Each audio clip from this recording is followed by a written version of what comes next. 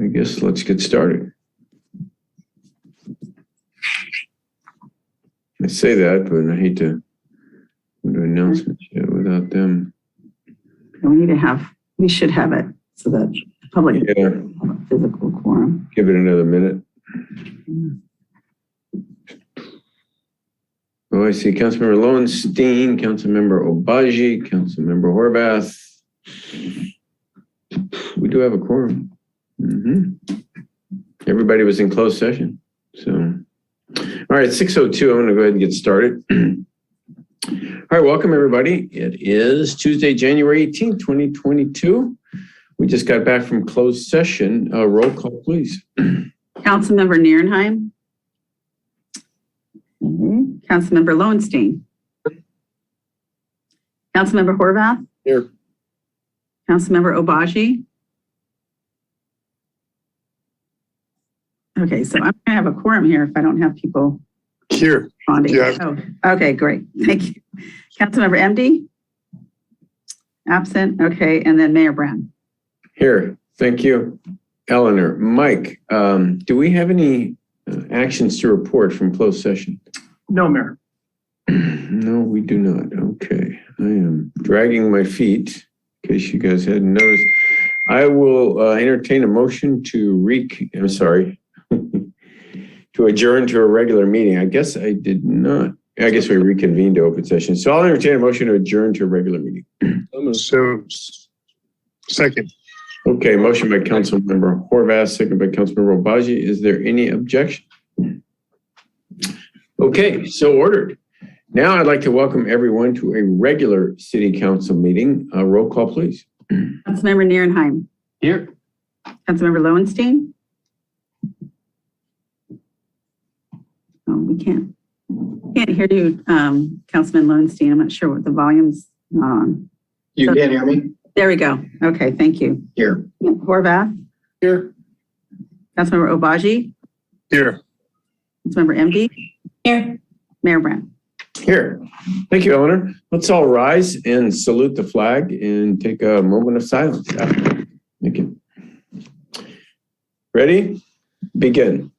I pledge allegiance to the flag of the United States of America, to the republic for which it stands, one nation, under God, indivisible, with liberty and justice for all.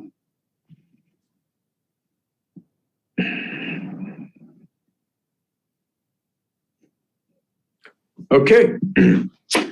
Announcements. Councilmember Nierenheim. I do not have any announcements. Thank you. Okay, Councilmember Lowenstein. Yeah, thanks, Mayor Brand. The next District 2 community meeting will be tomorrow night, Wednesday, January the 19th from 6 to 7:30 on Zoom. My special guest will be Mayor Brand, who will be talking about the state housing bills, as well as one of the co-authors of the initiative that he's going to be floating, hopefully to voters soon, about keeping local control.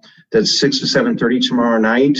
You can find a link on my page on the city website or email me and I can send you a link on how to register. So you need to register first. The second thing is I've been very busy with this. A number of my constituents, and I assume mostly everybody here tonight, has received tremendous increases in their electricity bill.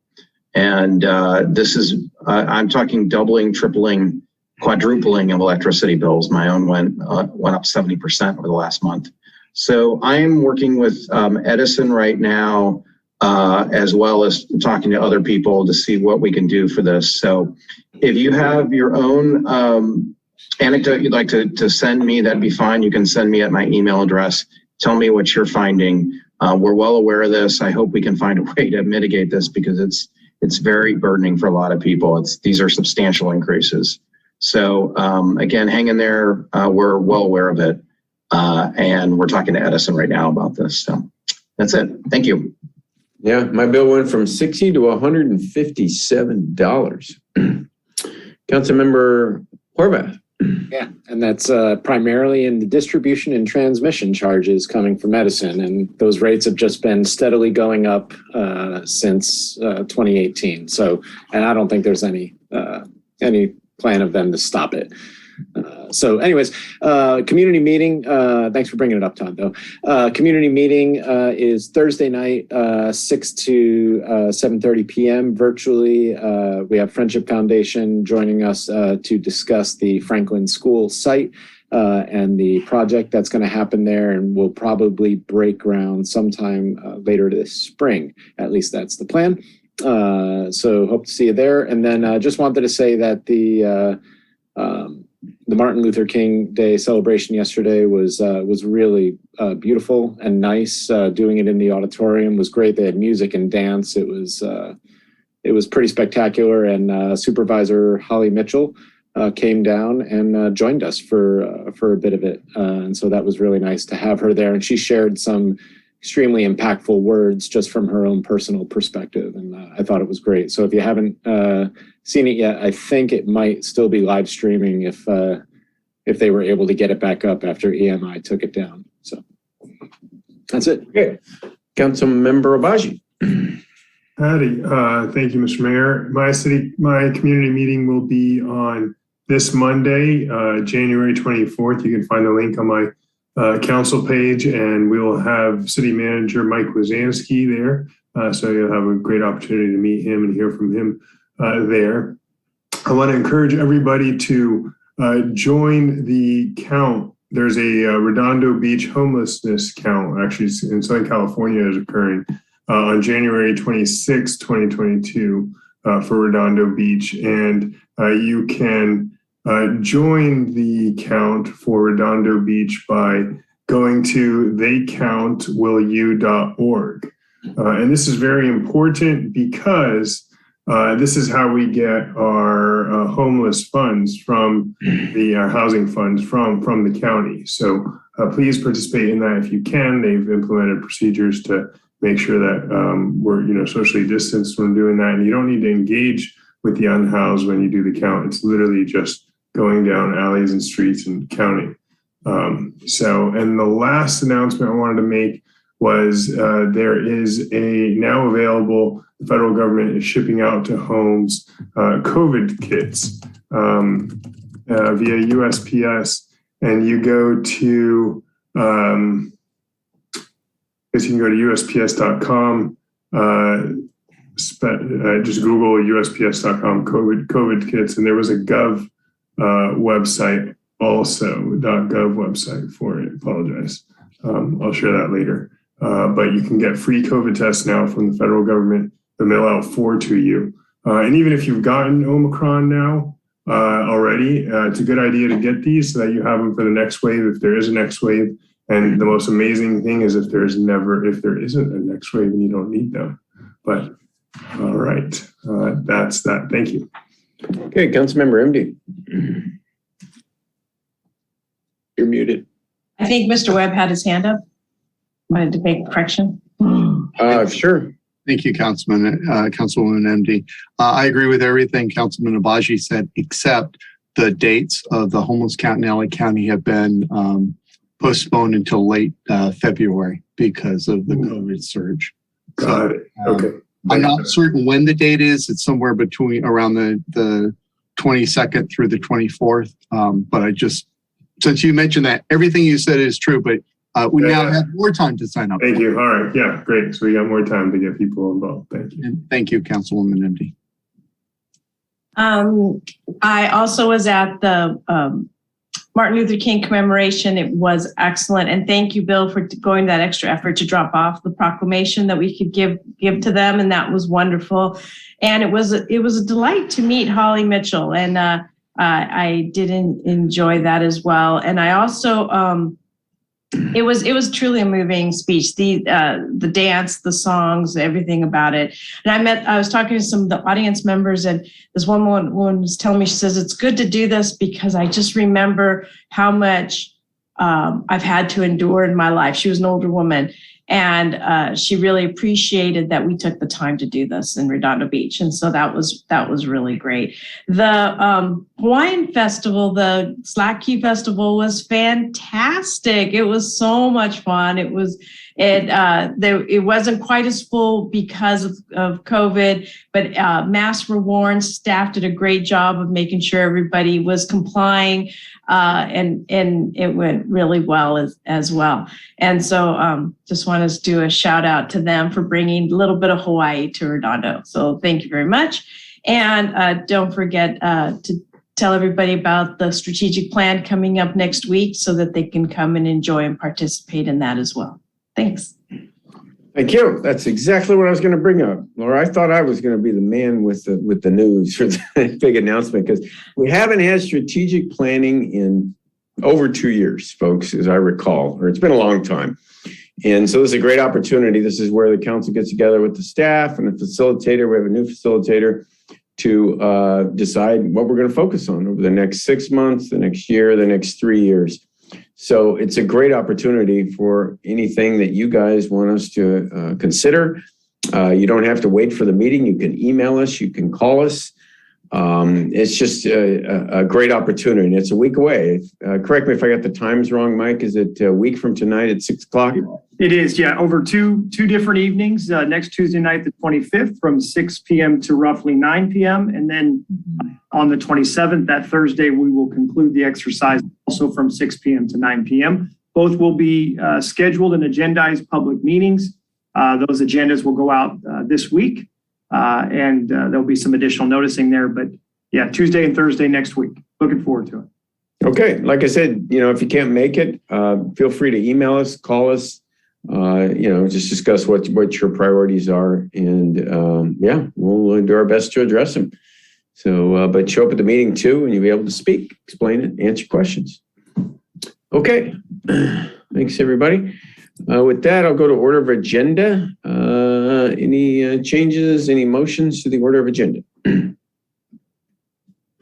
Make a motion to approve the agenda as is. Second. Okay, motion by Councilmember Narenheim, second by Councilmember MD. Any objections? So ordered. Next up is a special meeting of the successor agency to the former redevelopment agency. Roll call, please. Member Narenheim. Here. Member Lowenstein. Here. Member Horvath. Here. Member Obaji. Here. Member MD. Here. Chairman Brand. Here. Thank you, Eleanor. Order of agenda. Are there any objections or suggestions for the order of agenda? Okay, I think I can just say so ordered. Blue folder. Are there any blue folders to submit to this? Not for this one, Mayor. Okay, thank you. Consent calendar. Tonight we have 4 items on the consent calendar. Anyone can pull any item. Any member of the public can comment on any item. Again, this is the consent calendar for the successor agency. Any member want to pull any item from the consent calendar? Are there any public comments to the consent calendar? Let's see, anybody on the phone, if they would like to speak, it would be *9 to raise your hand. And then we have no e-comments, and I don't see any hands up raised. So we have no comments, Mayor. Motion to approve. Second. Motion by Councilmember Horvath, second by Councilmember Lowenstein. I'll do a roll call vote. Councilmember Narenheim. Aye. Councilmember Lowenstein. Aye. Councilmember Horvath. Aye. Councilmember Obaji. Aye. And Councilmember MD. Aye. And just a shout out to make sure people read it, because there's some really great things on that consent calendar. Just because they're routine, there are some pretty great significant milestones that were covered. Mm-hmm. Excellent. You have to read number C4, Eleanor? Correct. Adopt by title only, resolution number SA 2201-01, a resolution of the resolution of the successor agency to the former redevelopment agency of the city of Redondo Beach, California, approving and adopting recognized obligation payment schedule pursuant to the California Health and Safety Code section 34177I. Thank you, Mayor. Okay, thank you. No excluded consent calendar item. Public participation on non-agenda items. Again, the successor agency meeting. This is the opportunity for the public to comment on anything that's not on the agenda. Everybody has 3 minutes. Do you have any takers there, Eleanor? No comments for this. Okay. No public hearings, old or new business. So any referrals to staff? Okay, with that, I will entertain a motion to adjourn. So moved. Second. Okay, motion by Councilmember MD, seconded by Councilmember Horvath. Any objections? Okay, we are adjourned from the successor agency. Back to the regular city council. Roll call, please. Member Nierenheim. Here. Councilmember Lowenstein. Here. Councilmember Horvath. Here. Councilmember Obaji. Here. Councilmember MD. Here. Mayor Brand. Here, do we have any blue folder items tonight? Yes. For P2, we have a slide submitted by Councilmember Obaji, which is related to the amending resolution to the additional grounds for removal of the general plan advisory committee members. Thank you. I will make that motion to accept those items in blue folder. Item. Second. One blue folder item. Okay, motion and a second. Any objections to admitting these to the blue folder item? Okay, consent calendar. Tonight we have 11 items on consent. Any member can pull any item. Any member of the public, feel free to comment on any item. I'll go through the members first. Councilmember Nierenheim, do you have a consent calendar item you'd like to pull? I do not. I'm good. Thank you. Councilmember Lowenstein? Thank you. Councilmember Horvath? No, thank you.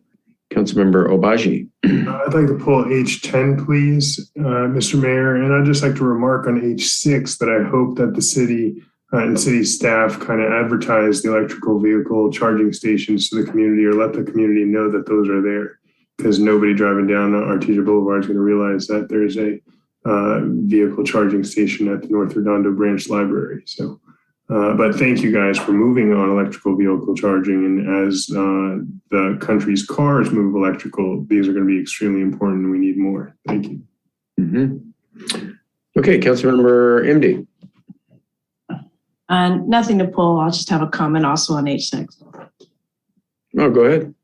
Oh, well, I just wanted to ask, so the costs are going to be covered by the people who, for the user fees, do they have to sign up with a certain company or have a certain card, or is it just automatically done on their credit card? Ed? Sure. Councilwoman MD, yes, they will have to subscribe, and it is something that we do with Clean Energy. And yes, so payments will be through their credit cards for that. So who should they subscribe to ahead of time if they want to like go to the Redondo Beach Performing Arts Center and have it ready to go? Jesse, is it an actual subscription or just sign up so that they have their information? They pay on their credit card on an as-needed basis? Yeah, they'll be registered with its ChargePoint account. So Okay. ChargePoint is the actual company that these chargers will be subscribed to. So subscribers go to ChargePoint, create an account.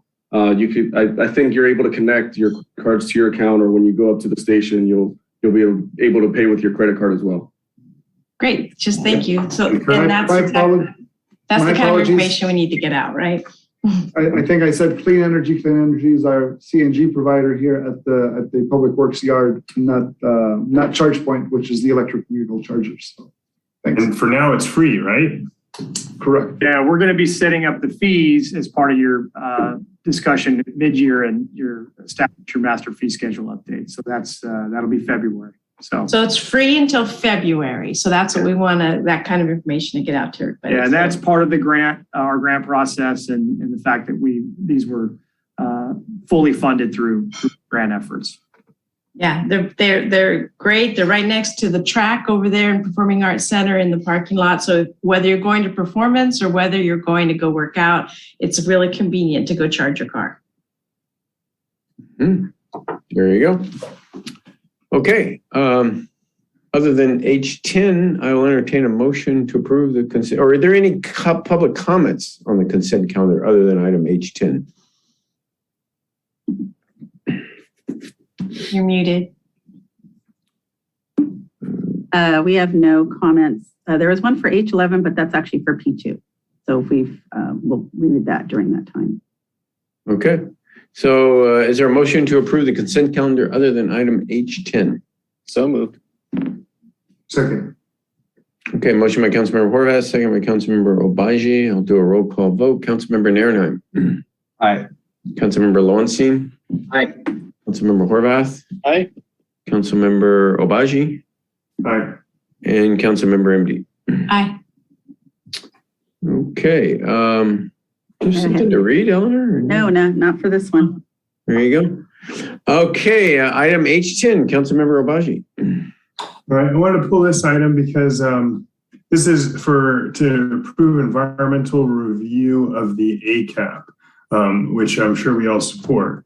But the thing is, there are also other discretionary decisions that we've made relative to the ACAP, including this parking study, and we're tending to go towards, or that we're going to make, reducing the amount of parking required on Artesia Boulevard for uses there. In addition, we previously voted to increase the FAR on Artesia Boulevard. So it seems like, we're potentially looking at 3 discretionary decisions, 3 different potential environmental impacts or no impact statements. And yet we're paying for environmental analysis piecemeal. Is there any benefit to kind of doing this environmental analyses of all these decisions together in case we should decide to reduce the parking standard or something to that effect? Yeah, the city council last year, we had this discussion both at the time that the ACAP was being adopted and then again last spring in April. The concern was waiting to adopt the general plan, and then the zoning that comes with that would take a few years. And what city council wanted to move forward with was first activating the ACAP. So making it effective, having those activity nodes, having the preferred uses, and doing that evaluation. And to do that and adopt it through the code, through the city's ordinances, we had to do the environmental review. Then council also decided, let's go ahead and start looking at that the parking analysis. Now that environmental is going to be very targeted just for those updates. And that's a longer process. We're going to have a couple of community meetings. We're really evaluating the parking in a bigger way. So we wanted to keep both things moving forward on a parallel track. So that's why those are being done separately. The city council had considered doing them all as one, but didn't want to have to wait to get to the parking for us to get to after we get to the activating of the ACAP. As far as the land, the larger 1.5 FAR that city council moved forward, that will be reviewed as part of the general plan update. So that environmental, it's rolled into what we're already paying for that environmental. So most of the contract, or a big portion of the contract for the parking analysis is the analysis itself, not so much the environmental, versus really the activation. It's doing an environmental analysis at this point. All right. Thank you for that. And I guess since we're on the topic, where are we, Director Forbes, on the parking study? Yeah, so we had a little bit of a hiccup, a setback, because what we realized was we have all these uses that are on the corridor now, and we really didn't have an idea of how much we expected things to build out.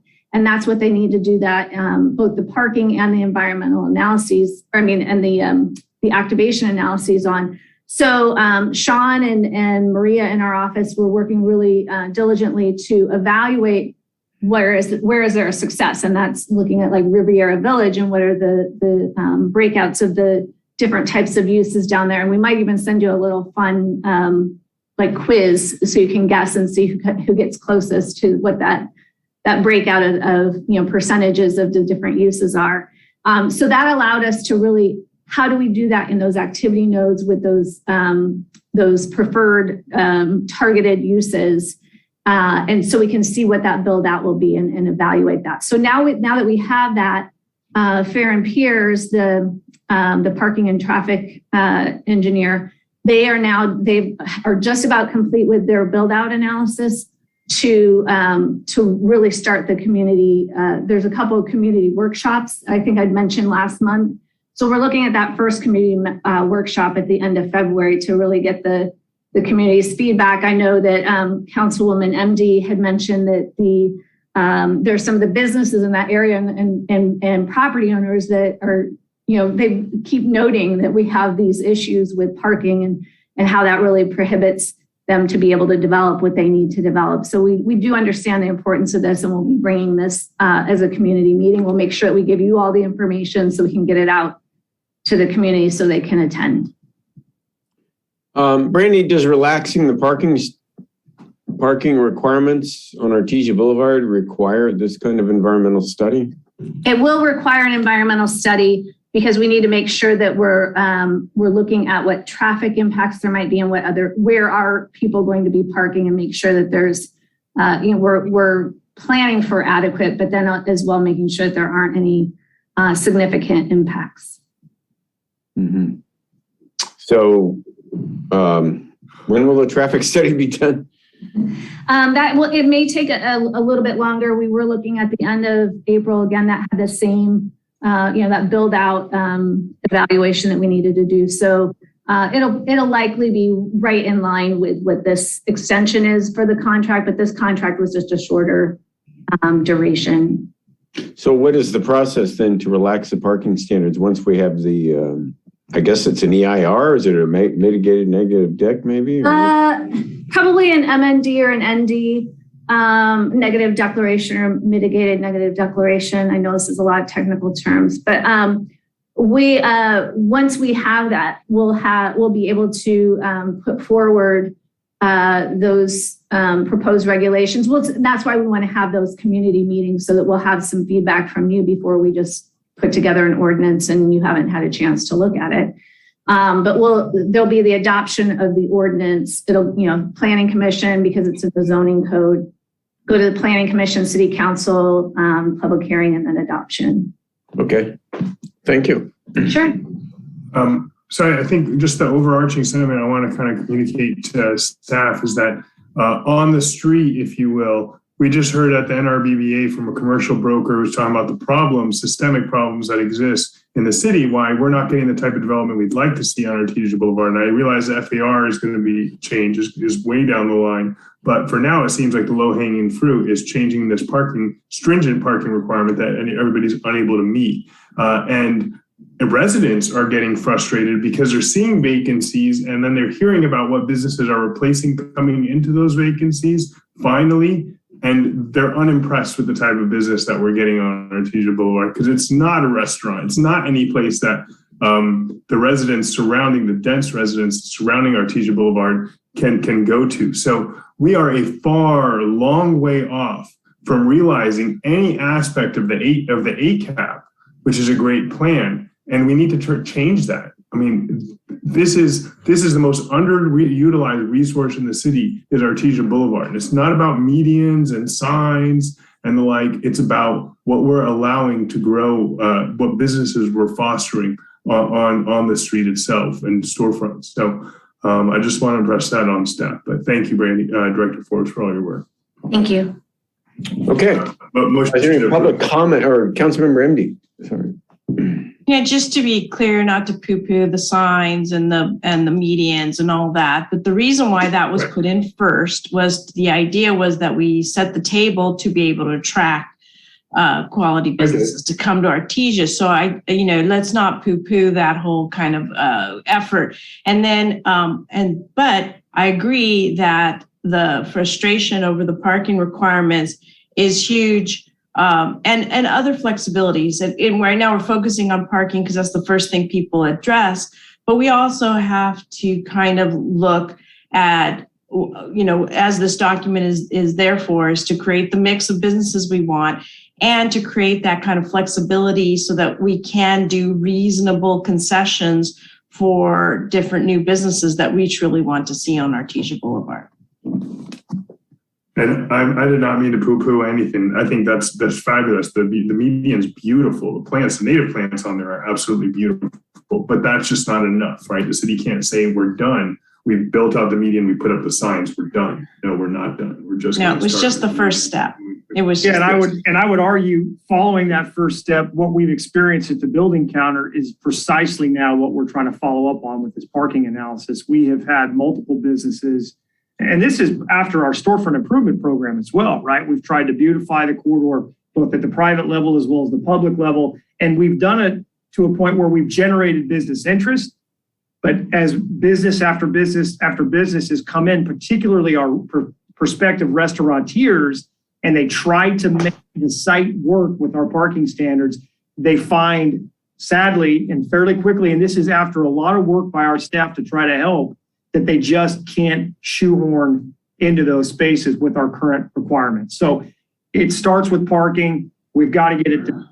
It will be the most meaningful change, I think, in our code to effectuate revitalization of Artesia Boulevard. Oh, that's why I brought it up. Consultants.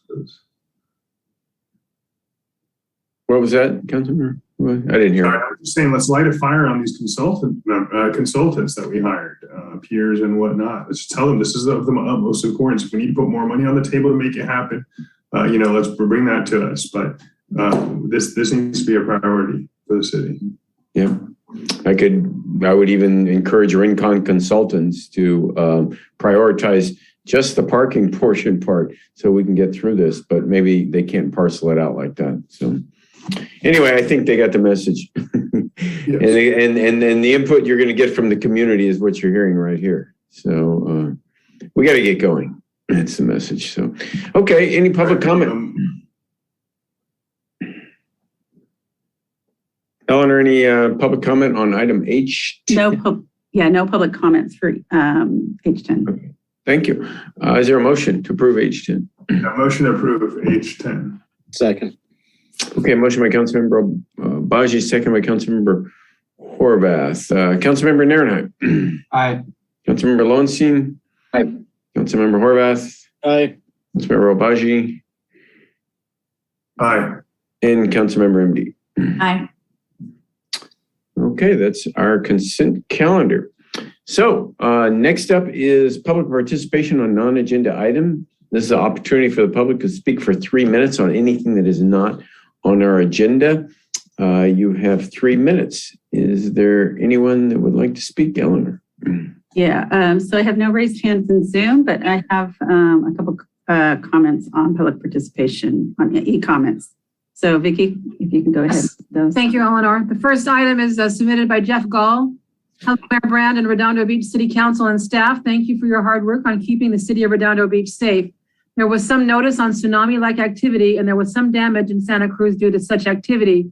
While the severity of this weekend's storms, it's a little disconcerting to get a note from Everbridge of activity 6 minutes after the peak of activity is realized on my cell phone.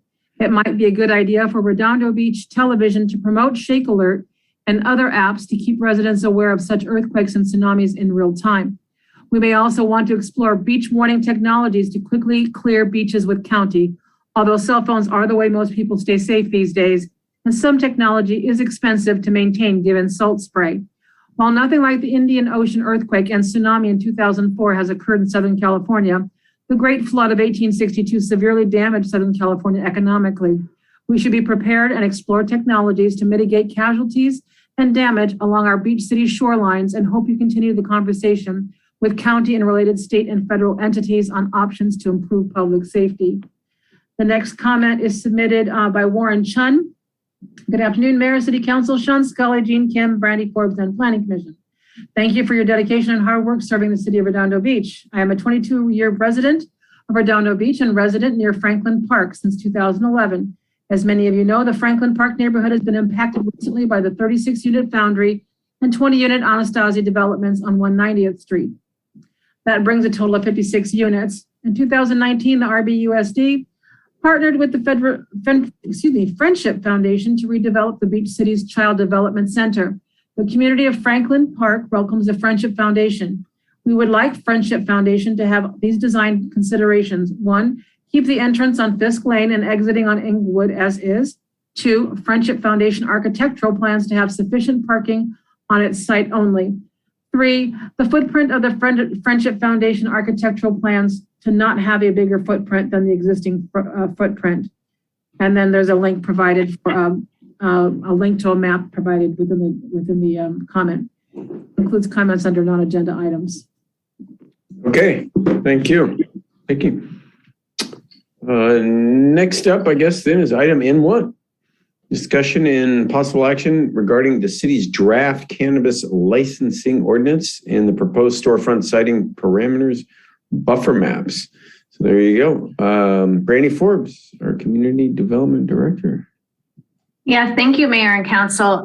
As you may recall, at the October 5th, 2021 meeting, we discussed the recommendations of the Cannabis Steering Committee. And the Steering Committee was created in response to a City Council strategic planning item to review the best practices for regulations of commercial cannabis businesses, including storefront citing, taxation, delivery, and development agreement options. That discussion in October was the report back of the Steering Committee's findings.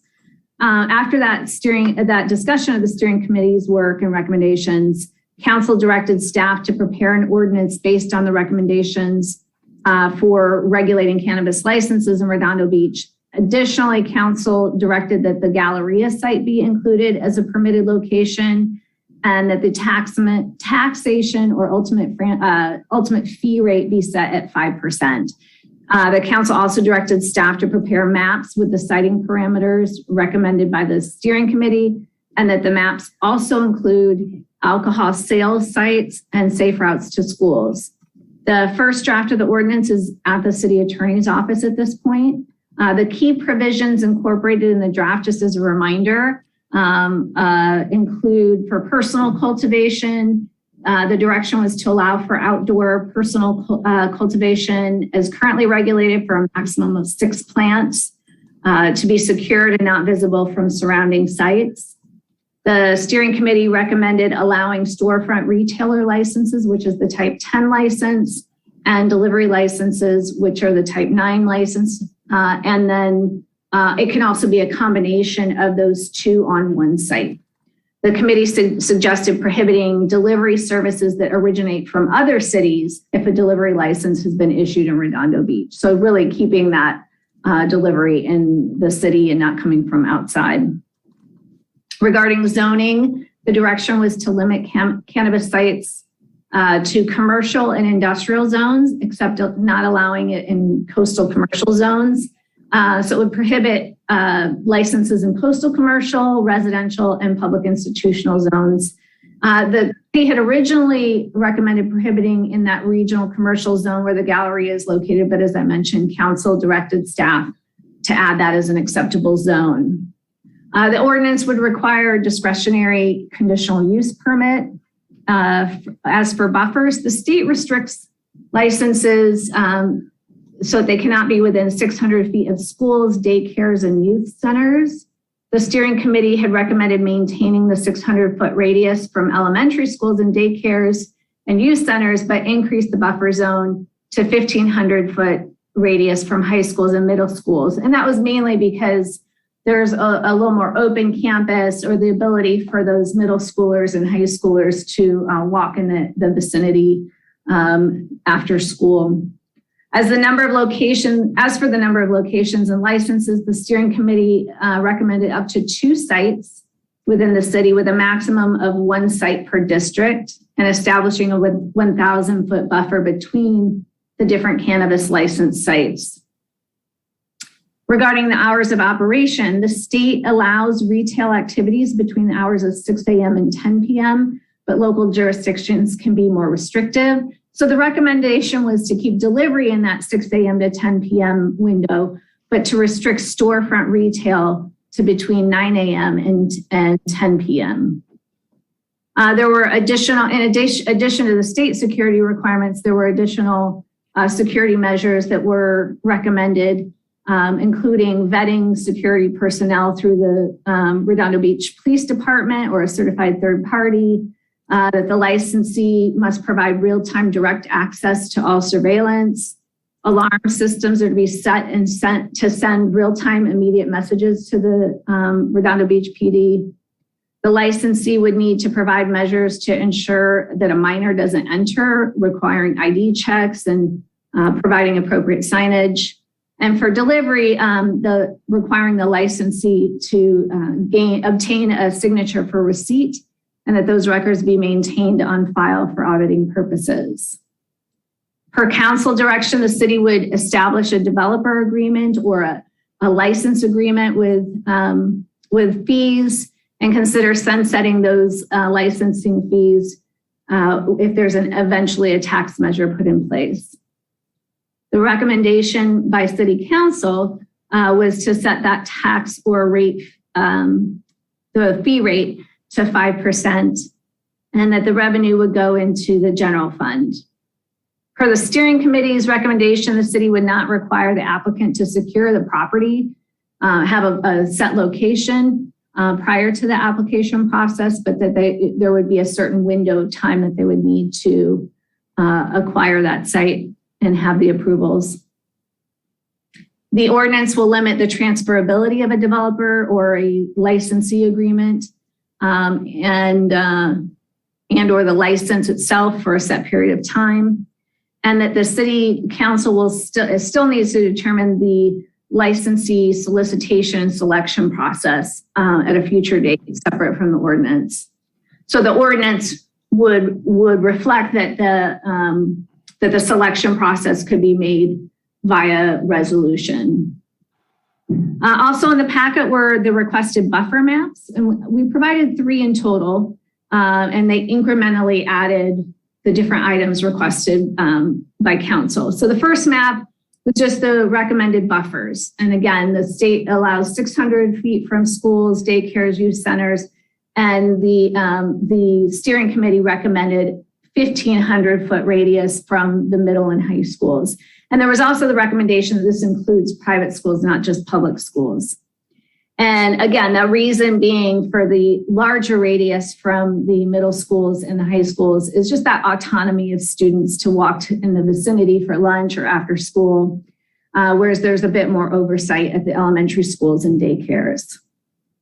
On the maps, the residential zones are just in white, whereas the zones where the use would be allowed, the commercial and industrial, are colored in, just so you can more easily see those areas.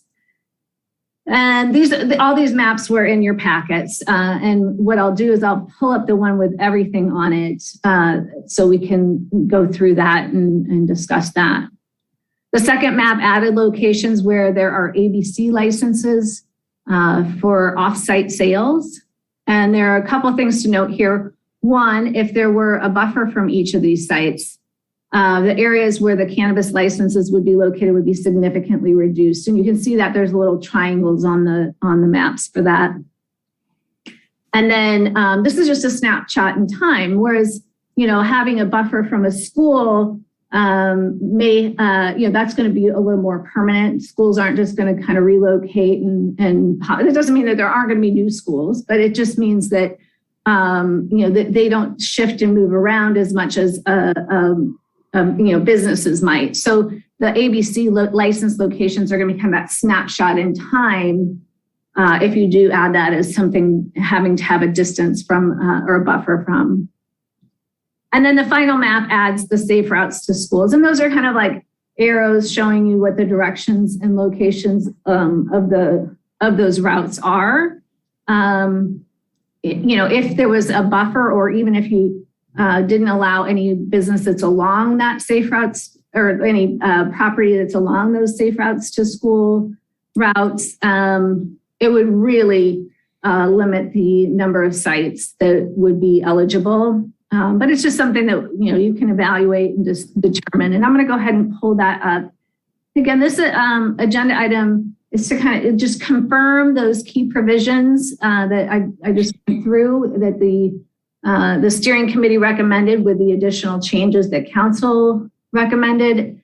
And then once we have that and then as well the maps and any additional buffers that council may want to include. And then we'll complete that ordinance, present to the Planning Commission. We'll also then bring back that licensee selection process for City Council to discuss at a future meeting. With that, I'm going to go ahead and share this map.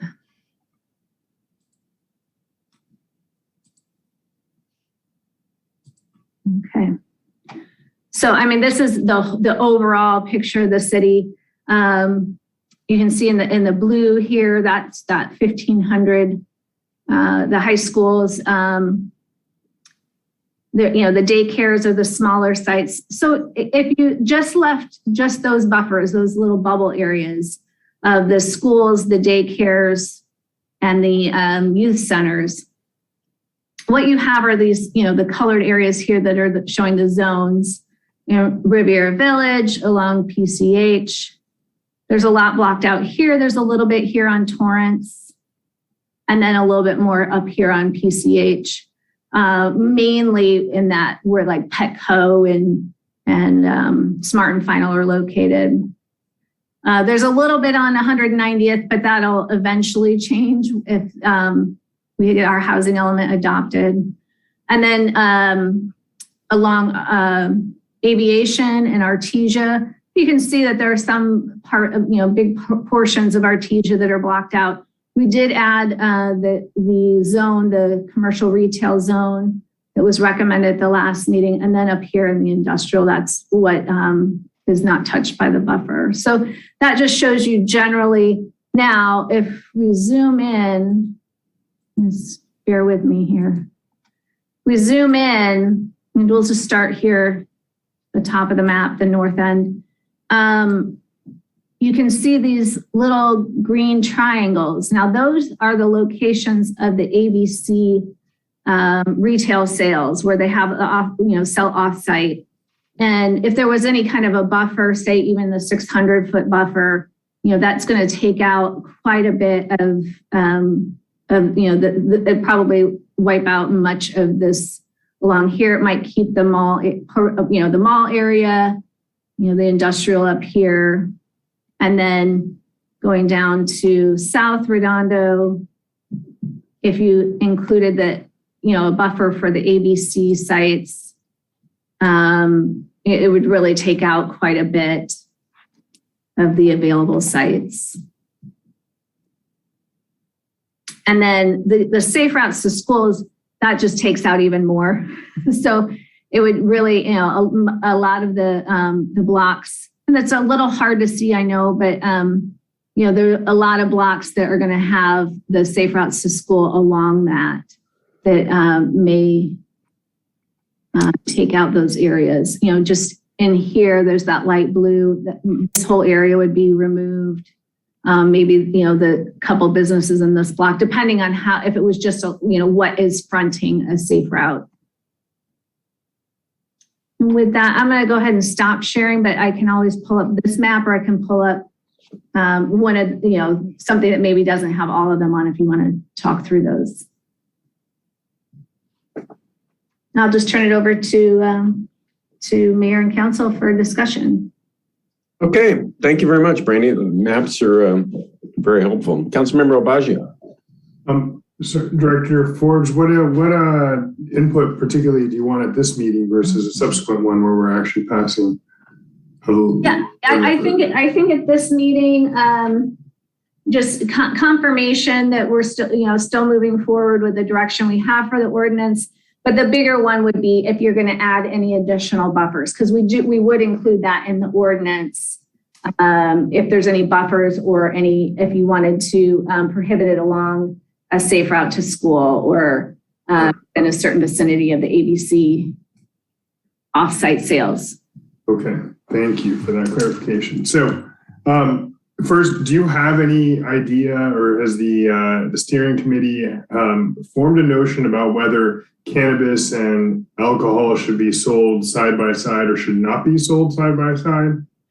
No, there wasn't really any evaluation that they're different. There are definitely regulations for alcohol sales that have been in place for, decades. So, as far as advertising, that's very limited. So that's something that's kind of a known element.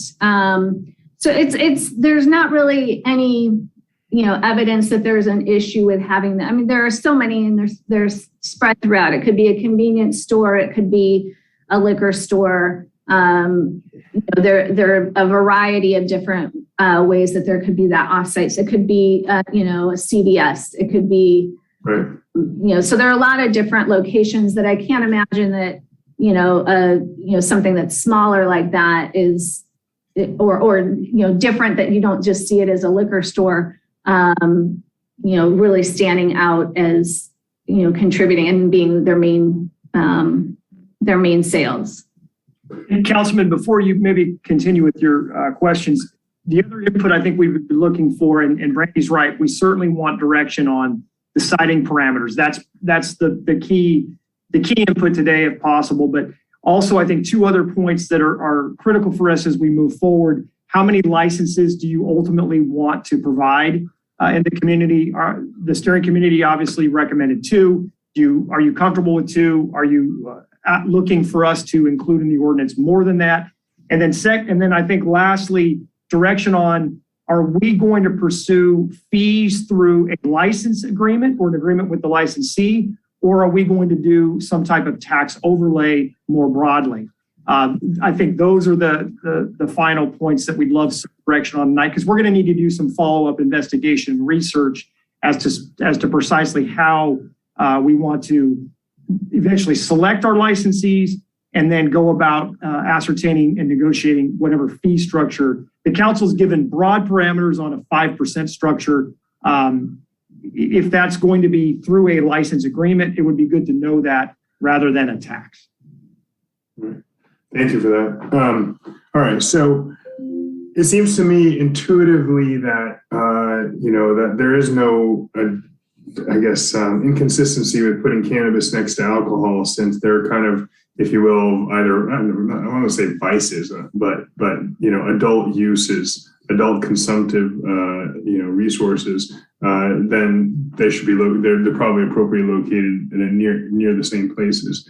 What I did want to say is, here's overarching on a macro level.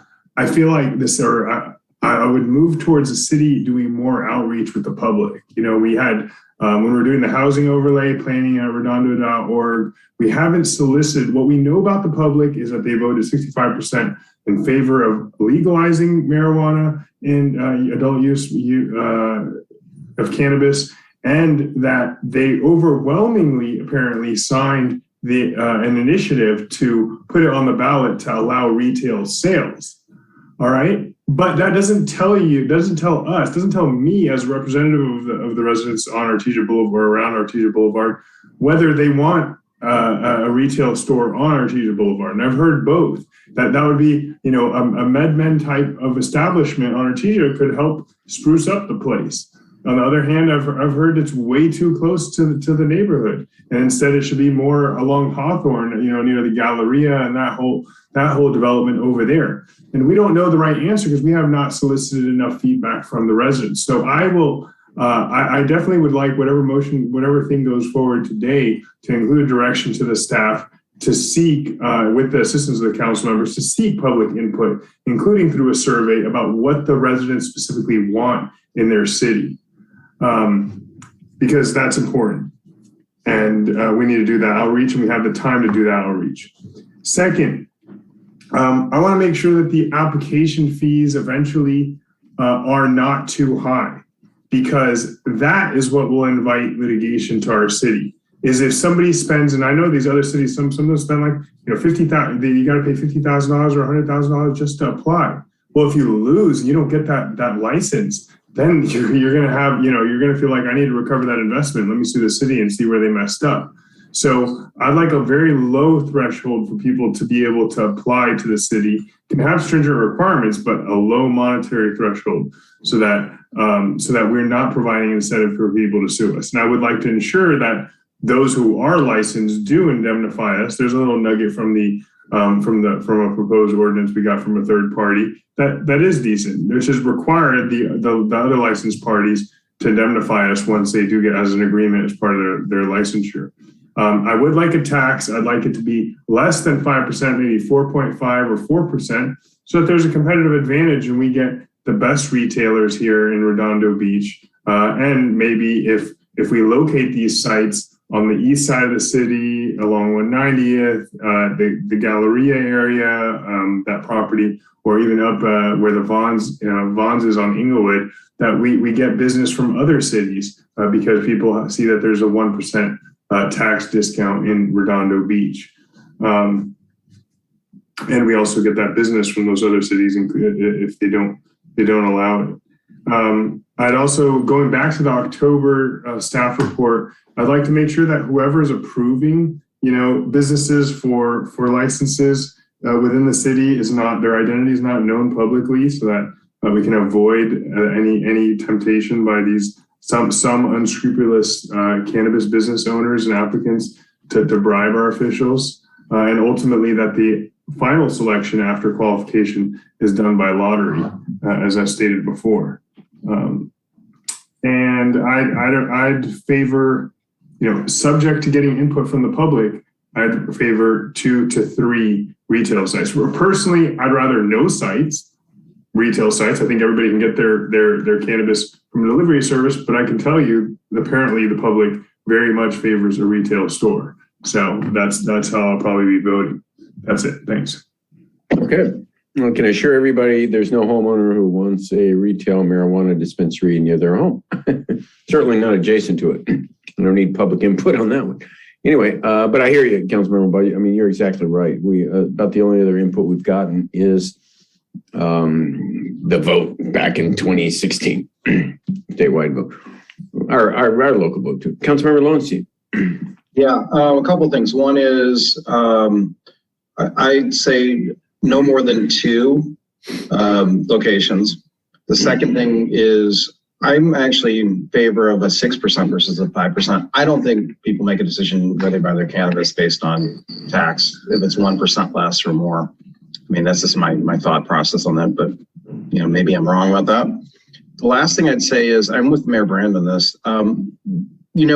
You have a buffer zone from schools and daycare centers, but remember that kids are home after school hours. They're home all weekends. Why is it that we're allowing this near residential areas where they spend a lot of their time? So I realize that the requirement's 21 and up, but still, do we want those elements around residential areas?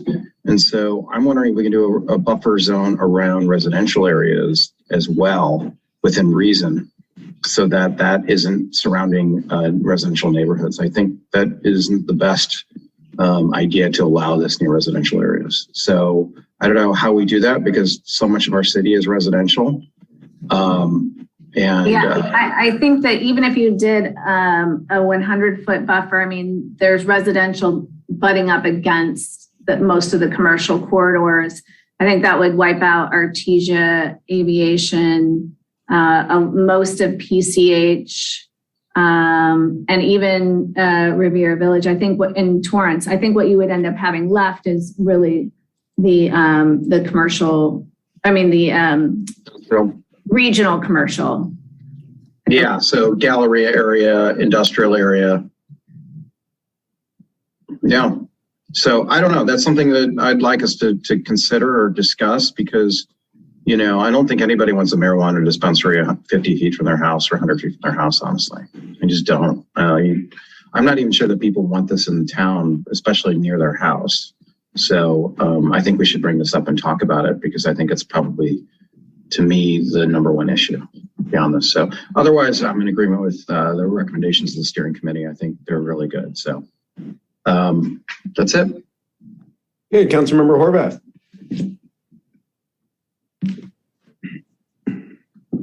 The only thing I would disagree with what Todd or Zane talked about is that we've had opportunity to talk about this with residents for months. And I know I was, I know Laura was. So, and now we're having this meeting. It's going to go to Planning Commission. So there are opportunities. I'm happy to share my screen and show you the survey that I did, or just, read off some of the answers that have come from residents solicited through emails and or social media. But I don't want to see us wait another 6 months to take action, because now we're up against the gun, and we're just going to wait longer to take action. We talked about this in October. I'm surprised that it took this long to even come back, but I'm not, I realize we've got a lot going on at City Hall right now.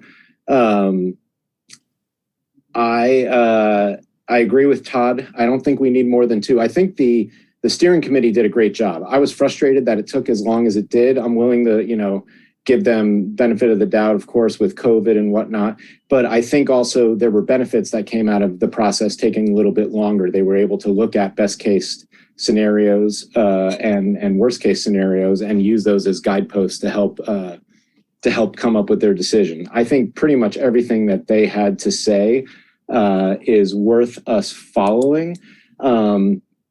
I don't think we need, from a buffer zone perspective, to do anything different than what they've already proposed. I understand the concern that Todd's bringing up, and I think where that has definite concern to be considered is with these illicit ones that have operated, right?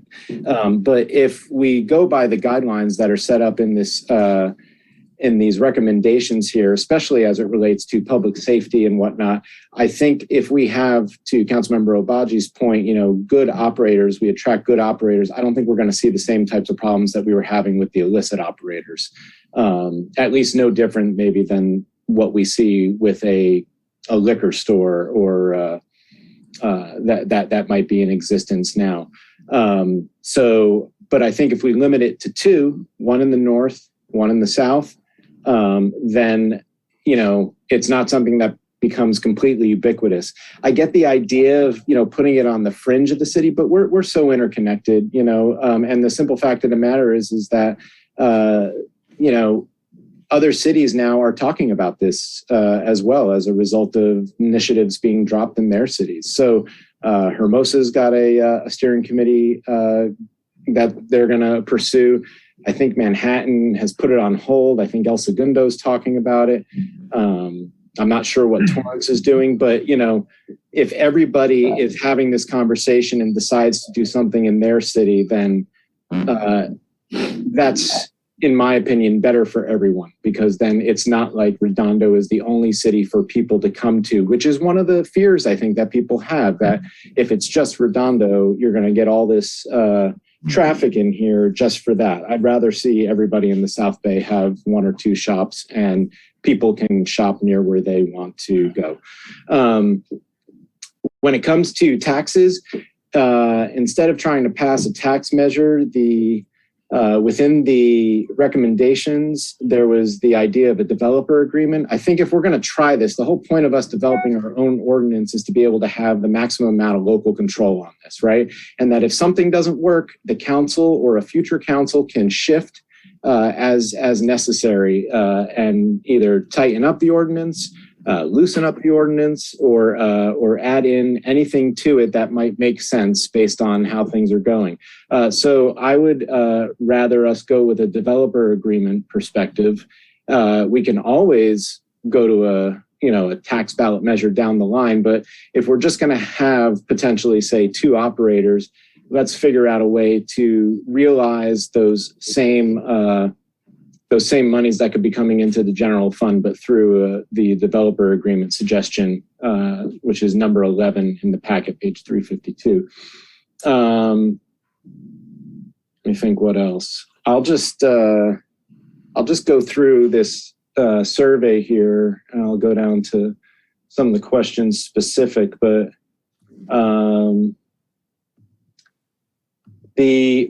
people overwhelmingly, 90%, 93% of residents supported keeping as much local control as possible.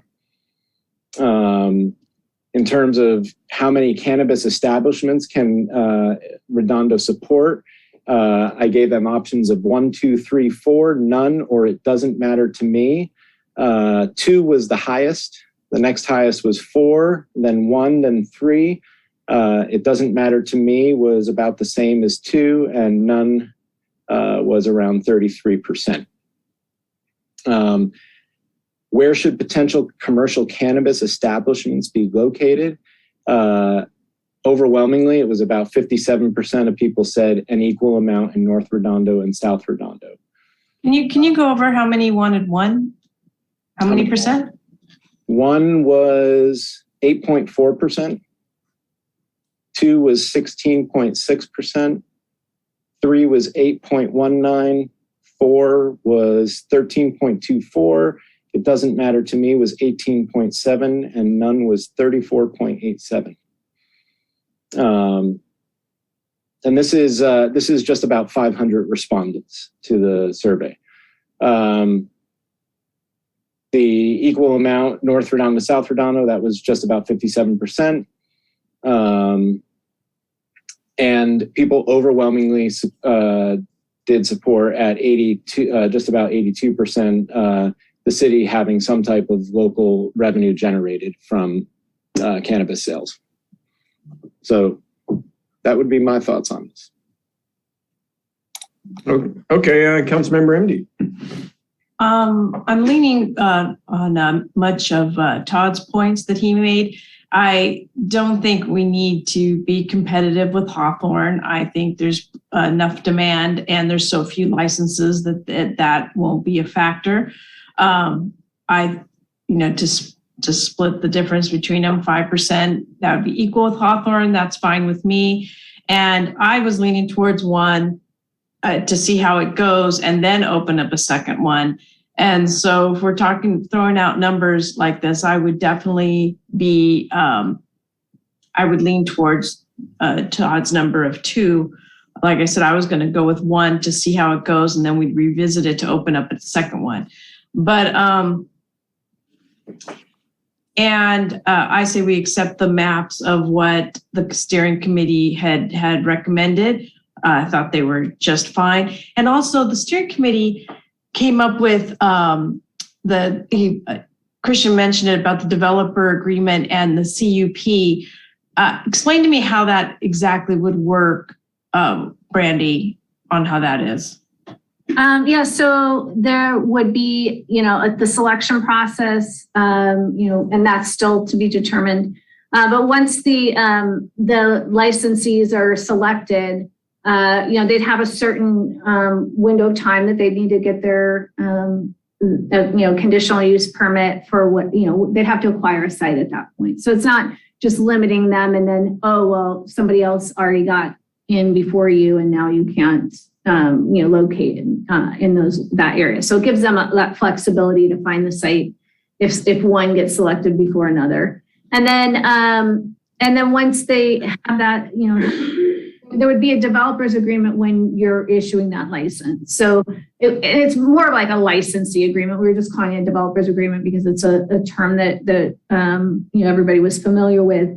But imagine that they're going to have an agreement. It's going to tie with that license, and it's going to lock in the different things that they're limited to, that they're not able to the transferability limitations, the hours of operation, their security, all of that information will be in there. But as well, it will have the information on what their licensee fee would be. So it's that a fee rather than the tax at that point. So it gets you to that point, sooner, and you're able to collect some revenue immediately. And then at such time, what the recommendation from the steering committee is at such time that you would put in place a tax. If there, was a vote in support of a permanent tax, then that would sunset that the dollar amount, the fee amount of the licensee agreement.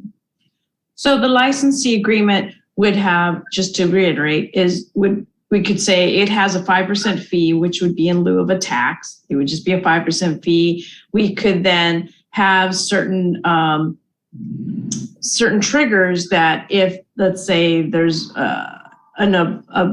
certain amount of infractions on them, or if there's a certain amount of big uproar of complaints from the neighborhood, that then we could revisit their CUP or pull it or do something along those lines. So that gives us kind of a maximum control. And that was the purpose of the CUP. Is that what you're saying? There are a couple of things with the purpose of the CUP is to ensure that, wherever they're going to be locating, that we can make sure to put conditions. So we're recognizing what is adjacent to it. We're making sure that, that there are, conditions of, if it's noise, disposal, fencing, screening, signage, all of that can be, go through that approval of the conditional use permit. So that because it's so sensitive, it's similar to when you have, anything that has an ABC license or massage parlors, they are required to have a CUP because of that, the nature of the business and the sensitivity of the business. Okay. All right. Thanks. I'd love to hear what the public has to say too. Thanks. Okay. I'll go Councilmember Nierenheim and Councilmember Obaji, and then we're going to the public. Thank you, Mayor Brad. So I've been thinking about this quite a lot, looking at a lot of other cities, what they have been doing, and coming from a perspective of, hey, we're going to get sued on this. We choose 2 operators. Operator number 3 and 4 is going to sue. What happens if we allow, if I find some issues here in this paperwork that we're talking about here in this report, we say one per district, but only 2 in the city, and then 1,000-foot buffer between the licensed sites. But what if we get 2 operators who both qualify, great operators, and they have 2 spots within 100 feet of each other? Who gets to go there? There's a lot of parameters that are kind of working against each other. So I would go with 3. If we're gonna say 1 per district, I mean, just say 3. What I'm looking for, my point is this: what I'm looking for is some more leeway. Sending this to the Planning Commission for them to figure out some more leeway for maybe doing 3 retail cannabis, and then 2 retail storefront and 3 delivery, or vice versa, with some variability in there in case we get sued. We have to allow another, and we lose, we have to allow another licensee. I don't think the 1,000-foot buffer between each licensed cannabis site is a real way to regulate this, because, again, going back to the prior example, we allow 2 people and they have something within 100 feet of each other. Well, which one are you going to allow? I don't mind the radiuses. The radiuses look good. The buffers, I maybe would just increase the radius to 1,000 feet for the elementary schools, but I'll let that, let the Planning Commission decide that. Let's see here. Tax or licensing, just, keep maximum of 5%. And I would even say, 3% with the allowance for us to go up to 5%. That way we have some mobility moving upwards. We've already heard it plenty from people. The gray market is saying it left, right, and center about it's just too expensive. The taxes and all the fees on top. These operators aren't making a lot of money. So, you can always increase later. I'm completely against the lottery, Councilmember Obaji, because you put yourself into a lottery, you don't know who you're getting. And I think we're learning very quickly. We want to understand who we're getting, and we don't just want any old person walking in with an application. I do agree with you with the application fee, to not have a massive application fee to try to dissuade somebody. That only makes them want to sue more. Brandy, home daycare centers, do those qualify for any type of buffer zones?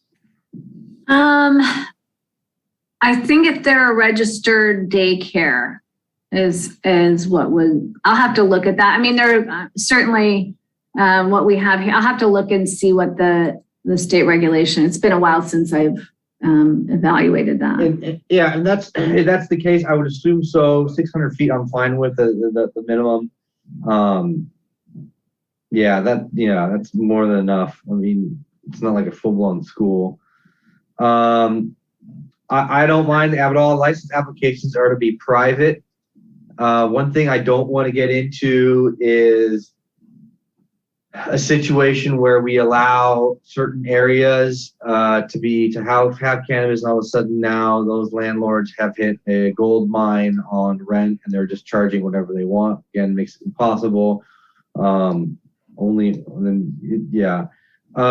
it comes to the whatever that was, the 500 respondents on the draft. I mean, I don't know how many people actually took that survey, because 500 respondents does not mean 500 people took it. It could have been one person taking it 10 times, 10 people taking it 4 or 5 times. I do know somebody. One person for each nose. And I know I talked to someone who took it 5 or 6 times. So I was like, well, that wasn't the point of it. I appreciate you wouldn't have done that, but thanks for letting me know. I mean, when it comes to the public input, I think Councilmember Baji, hey, that's why we're here. We got planning commission coming up. People trust us to do our jobs and get it out there. I just don't see us need to go that much more. I mean, I let on my community meetings, every community meeting, I let everyone know what's going on. Fill everyone in what's going on. Hours of operation, I'm fine with let planning commission deal with that. Security, let planning commission deal with that. Enforcement, license types, and again, I definitely allow both storefront and non-storefront retail delivery. That's really important because one might be more successful than the other. And I think that's it for now. Thank you. Okay, Councilmember Obaji.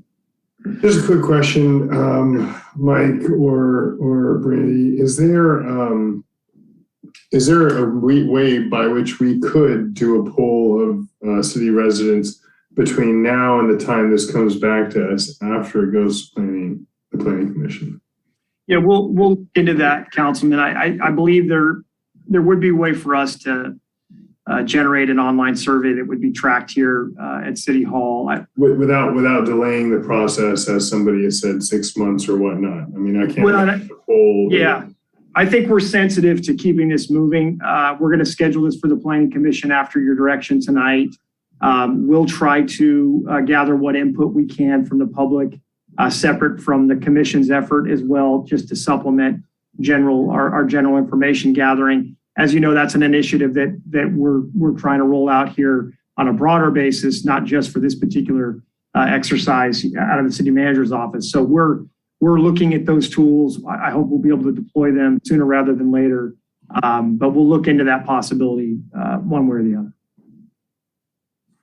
All right, that's it. Thank you. Okay, great. Let's go to public comment. Okay, the first person I have is Damian Martin.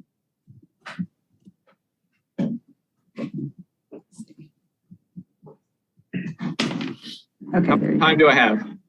3 minutes. 3 minutes.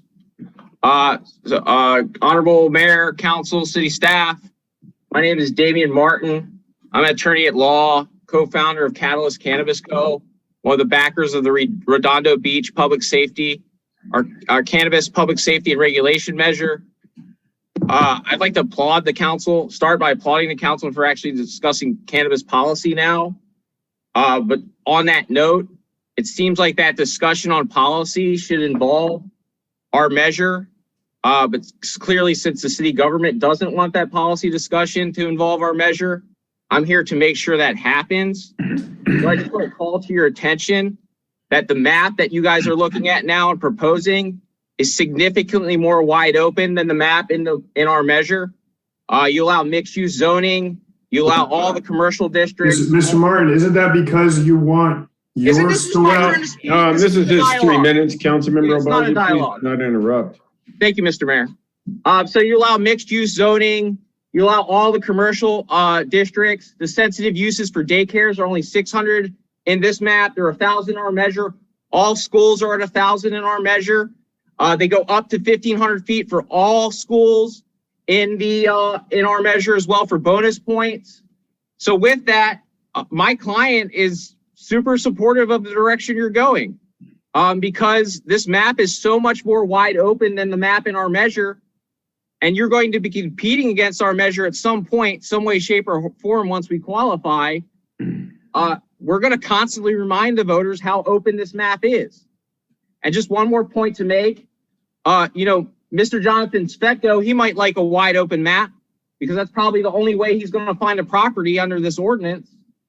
But your voters probably don't. So to Councilmember Obaji's point, you might want to learn a little bit more. But bottom line, your map is way more wide open than the map in our measure.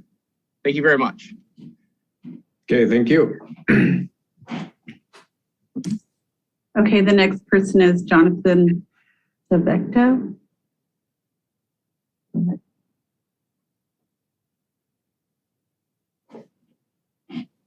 There we go. Good evening. Can you hear me well? Yes. Thank you very much. So good evening. Happy New Year's, everyone. Wanted to start off by stating my sincere gratitude for your leadership on this issue. Your actions have been noticed by our surrounding cities that are similarly under attack.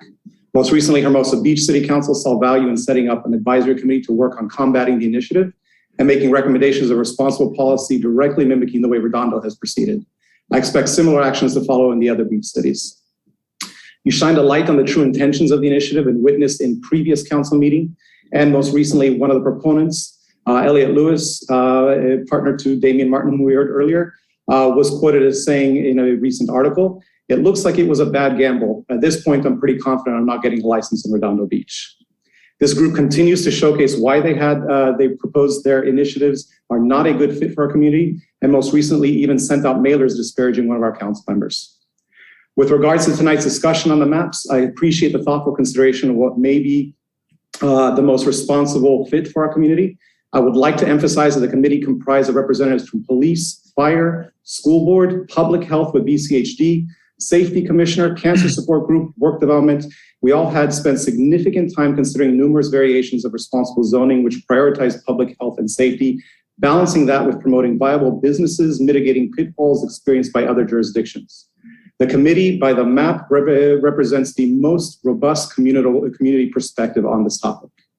I recognize and commend you on considering additional thoughts. I would recommend that you recommend that the benefit of having a council-driven ordinance, remind you that the council-driven ordinance is that we can adjust this in the future should we see need to. For the moment, we see no need to expand the zoning to include the Galleria. And while the walking paths are commendable, they are arbitrary and do not provide additional value in their inclusion.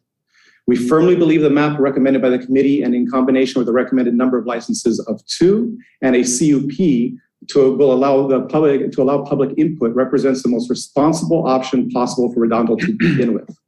I would respectfully recommend that you adopt the zoning recommended as presented by the committee. Once again, the benefit of council-driven ordinance is that we can adjust this in the future. If we start with 2, it's always easier to increase. Should we see value, then it would be to pull it back. With regards to the tax rate, I would ask you to recognize the wisdom of the development agreement. The development agreement allows for the city to bring in revenue in ASAP without having to wait for a tax measure to pass. It also allows us to consider the proper tax rate in the future. With our partnering cities potentially coming online, a development agreement balances the need for the immediate revenue collection and gives flexibility to set a tax rate in the future ballot measure. The application fee by law cannot be more than the cost to administrate it, so I wouldn't worry about that. Other jurisdictions like West Hollywood have offered to refund fee costs after learning they didn't need as much.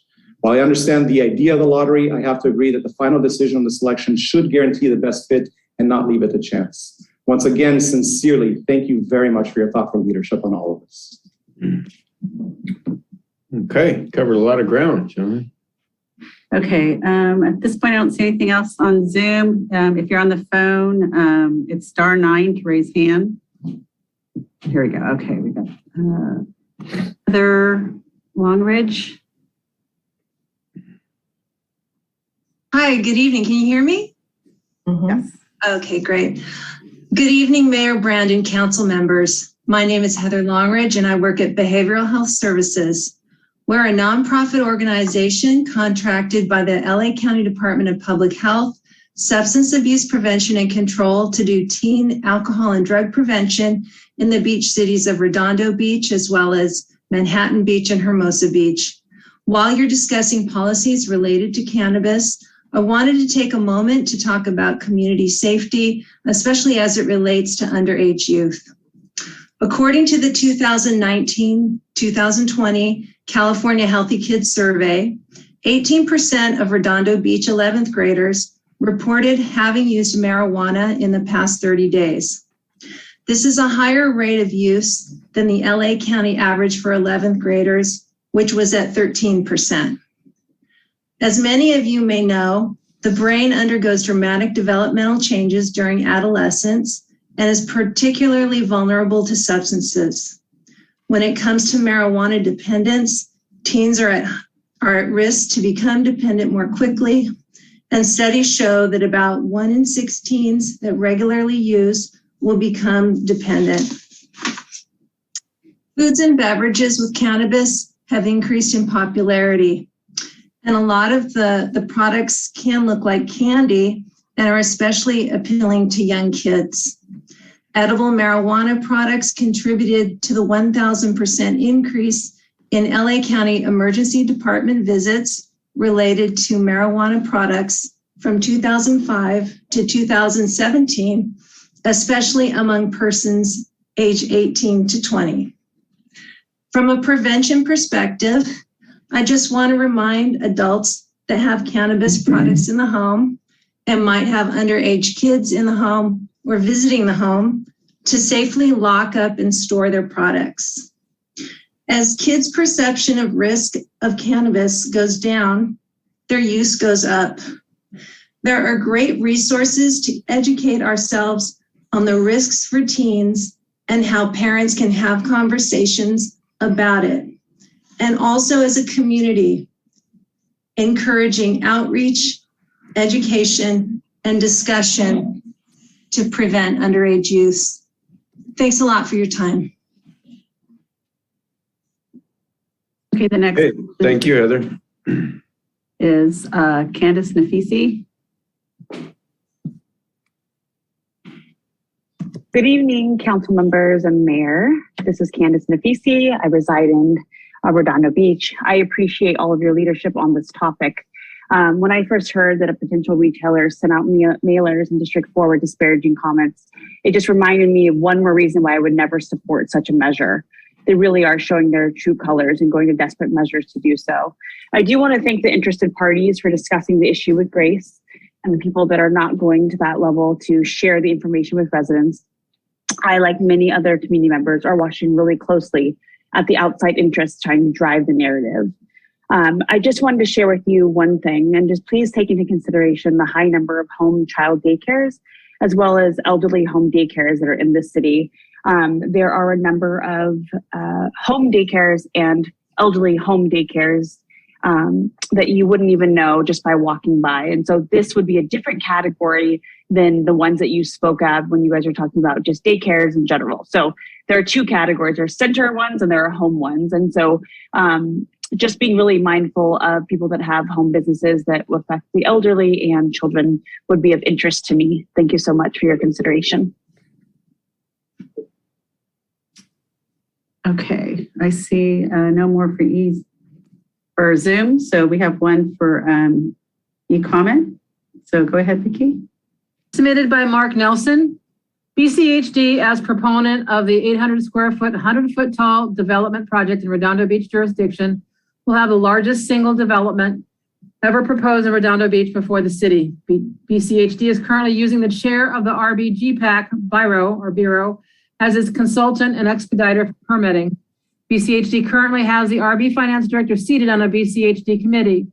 In order for CHD to have the same standing as any other project proponent, and in order for residents to even see the appearance of a fair and non-rigged process, BCHD must be removed from all interactions with the city, and city employees must be removed from BCHD committees.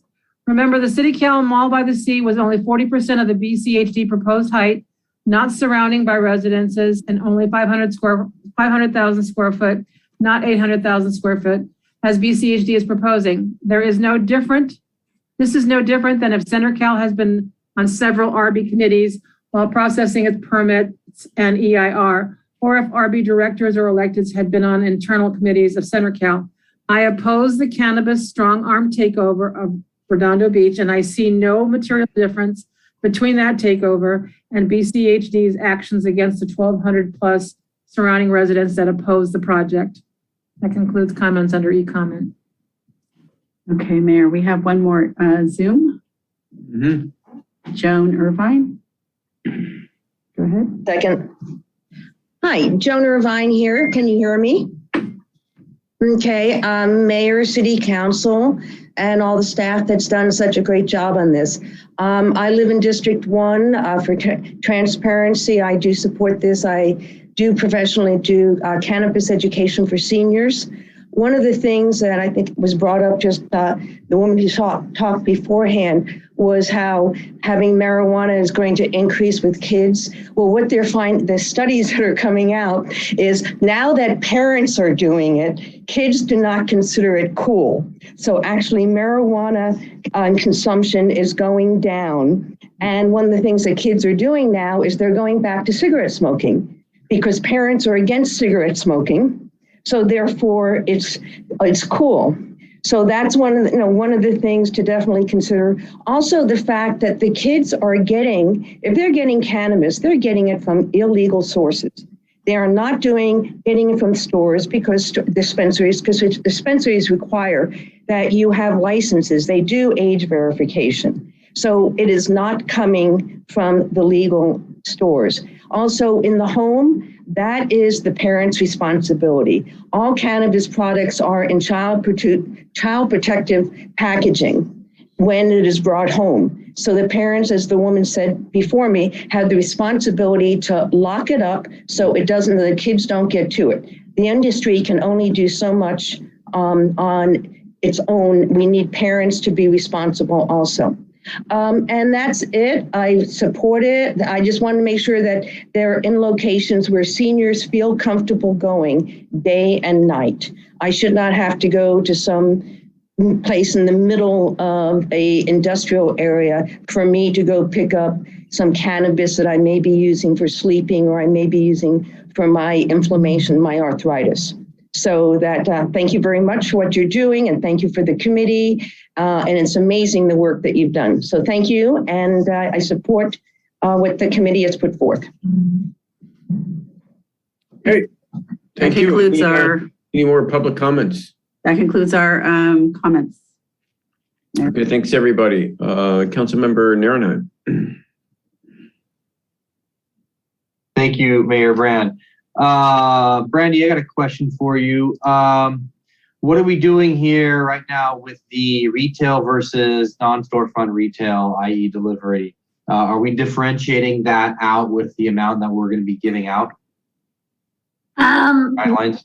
What it was 2 sites, and each site have one or the other or both of those licenses. So they could have a site that, because that's kind of the trend is that you're seeing retail storefront that also has the delivery capability. So they have both of those licenses, but only 2 people have allowed sites. So they could have both of the license types, but only 2 sites.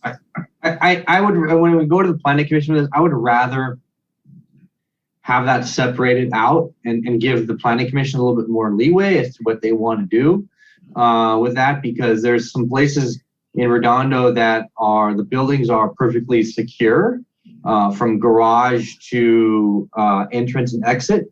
So that would provide a safe, secure method for delivery, which is a totally different type of distribution method and model, even business model than retail. And I think that's important because you don't see that at all. And it can be handled as such differently. I would like, going to the legal side, I would like to do, there's very little language in a total discussion on here regarding posting a bond for fees. And so maybe have the Planning Commission talk about a bond regarding fees or licenses that are owed to a city. So that way we're never caught behind the 8 ball on what they owe us. I think that is really important because we've seen plenty of people that owe us licensing fees or rent or whatever it may be. So, you know, if we could do a bond or something, I see Mr. Webb, our city attorney, put his light on. Is that possible to do a bond such as that for? What we need from you is, because it depends. Are you passing that there'll be a developer fee, or are you passing that there's a tax? And so I think not looking for a tax. So what we need from all of you, you passed prior direction, but there was a lot of discussion, a lot of things thrown out, such as that were addressed by the map, such as the safe walking sites. What we need to take the next step in drafting an actual ordinance that can go to the Planning Commission is any changes from your previous motion. So, you know, you start with what the committee recommended, and then we can get direction from you on what to bring to the Planning Commission. So if you don't want to tax its developer agreement, well, yeah, then we can research, and I would think we would be able to get some sort of posting a bond. Now, the problem is everything that, well, yeah, I would think you'd be able to do that if it isn't cost prohibitive.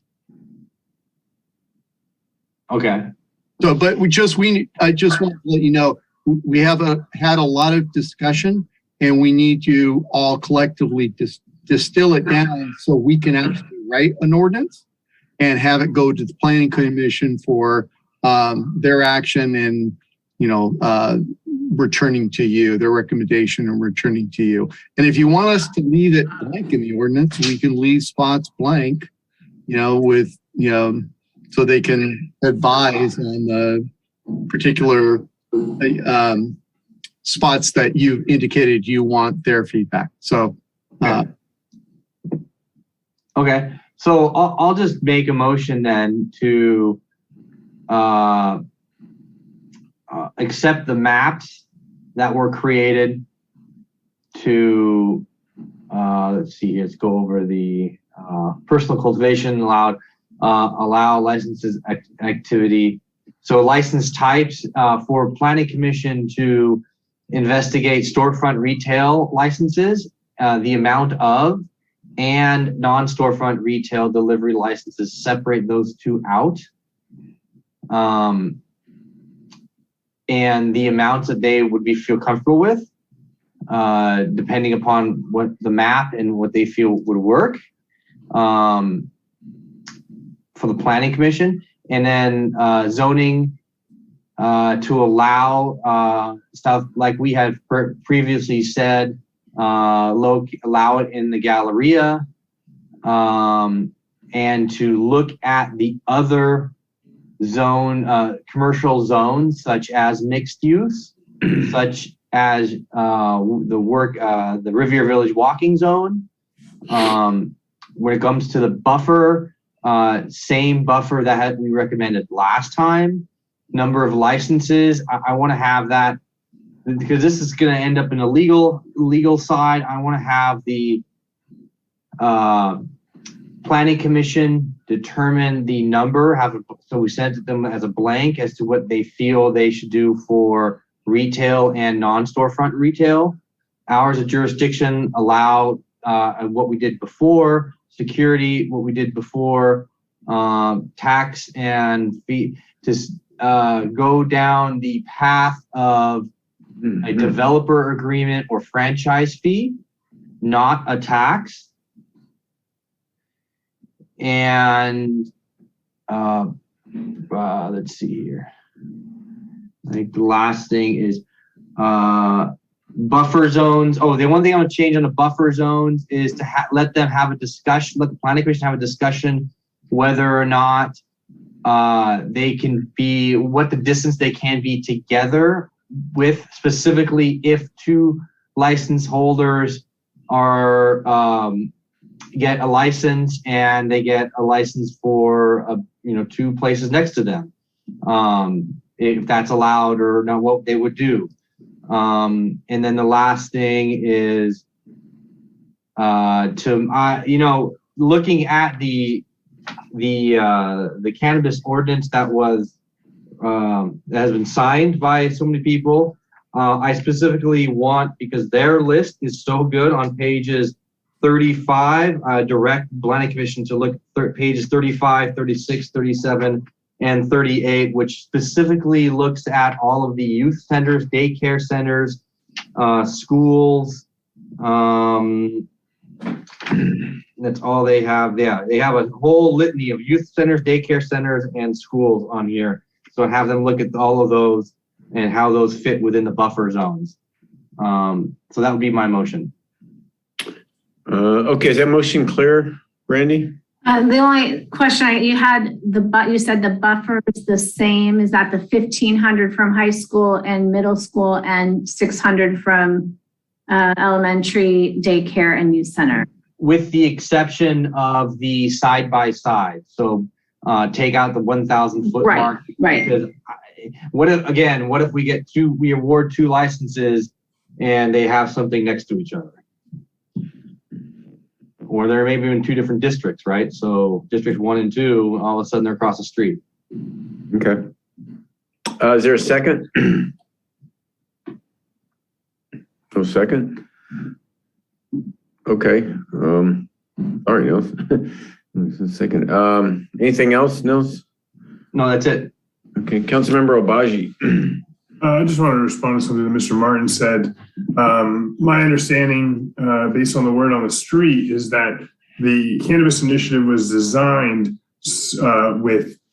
without allowing so many broad areas for cannabis stores to go in, because the three partners in the initiative have already taken out leases for storefronts in the city, and indeed made the initiative require that applicants have a lease already in the city in order to qualify for a license.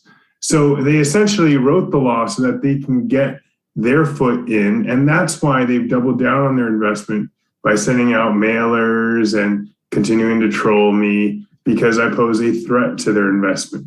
Well, Redondo is not for sale. We're going to bring weed for the people, and you're going to see it right here on RBTV. That's it. Okay, Councilmember MD. Okay. Actually, I almost want to give it to Todd, but I'm open to any amendments. So just to be clear, so I will, following the draft ordinance that was being prepared, the key provision incorporated in the draft so far, I agree with the personal cultivation section. I agree with the allowed license activity, the license types, the zoning, and the buffers that you have in there, the 600 foot and the 1,500 foot from high schools, and the school buffers to include the private schools. I would agree with the number and location of licenses to be up to 2 sites within the city with a maximum of 1 site per district. And I will agree on the 1,000 foot buffer. It's why we put it in for massage parlors. Hours of operations are acceptable. Security is acceptable. That entire section, enforcement is acceptable. And then when you ask for tax or fees, establish a developer agreement with the franchise fees to be 5%. Location is general fund. The property requirement not to require applicant to secure property prior to the application process. And I also agree with the limited transferability of the developer agreement and or license in time. And that would be my motion. Okay, is there a second to that motion? I'll second that. There's a motion and a second.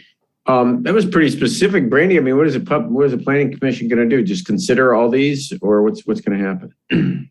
Yeah, they'll consider the ordinance. I mean, that's what they typically do when the city council gives direction to prepare an ordinance. It goes to the planning commission because it is a zoning change, or a portion of this will be in the zoning code. So it goes to the planning commission for them to review and recommend approval, or any approval with any conditions, or why they wouldn't recommend approval.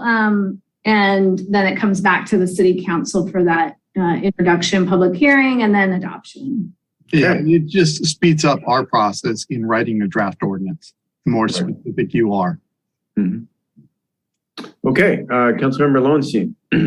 Yeah, thank you. I'm in agreement, Laura, with your motion with one potential friendly amendment, and that would be for the planning commission to consider a buffer around residential within reason. Of course, not a problem. I can add that. I would totally add that for planning to consider buffers around certain residential, right? Or residential in Just general. period. So, yeah. Okay. So, okay. I'm okay Cool. with that. Cool. Thank you. Councilmember Horvath. I think the seconder has to approve it as well, right? Oh, yeah. No, I think to Todd's point, it makes sense for them to at least have a discussion around it, and then we'll see what happens, within reason. So no, I was going to make a motion myself, so that was it. Okay, Councilmember Obaji. Further friendly amendment, Councilmember MD is directed to staff to solicit feedback or take a survey of the Redondo Beach residents on this issue before it comes back to us. Okay, so that we have a more extensive, Yeah, feedback. I mean, so that's not just District 3 residents, but we've gotten some from District 5, District 1, District 2. We have a kind of potpourri of opinions on these subjects to support our decisions. I'd be fine with that recommendation. All right. Councilmember Horvath, you second that? The more the merrier, yeah. All right, sweet, thanks. That's it, thanks. Okay. All right, any more public comment that no one's spoken? I'll go to you next, no, since I already said that, but there's probably not anybody. Yeah, I don't see any at this point. Okay. Yep, no, none. Councilmember Narenhut. Laura, would you be up for separating out storefront retail and non-storefront delivery and have separate discussions on that and allow different licensing rather than put the licensing together? No, it's going to planning and just let them, they'll get the same information we have. No, that's just it. They won't be talking about it. We're giving them direction to treat it as one. It's just that the committee kind of went through it. I think I'm going to say no on that. Okay, that's why I don't. The committee's recommendations. They're like, oh, this is what we think. It's not. I want to keep it open and have the planning commission have more of a say.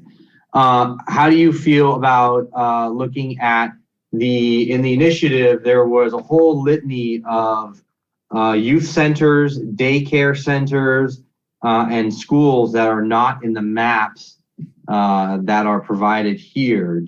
How do you feel about including those locations into planning commission on pages 35? We can make a friendly amendment that when we said to look at buffers around residential and to consider other schools that aren't on the city's list. How about that? I mean, it's the same thing. It's just a matter of them looking at it. Schools, I don't want to mandate them on that. You don't want to mandate them to not look at other youth centers and daycare centers and schools? No, I don't want it to come down as this is, yes, Mr. Webb? I was just going to suggest, since they'll be looking at the draft ordinance already per your ordinance that passed, you could just direct planning staff to attach those pages of the initiative and see if they want to consider any other buffers, because they're going to be looking at the buffers that you set up. And that way you don't have, to your point, hey, we're recommending it, but to Councilman Nurenheim's point, they'll at least consider other locations. I will accept Mr. Webb's friendly amendment.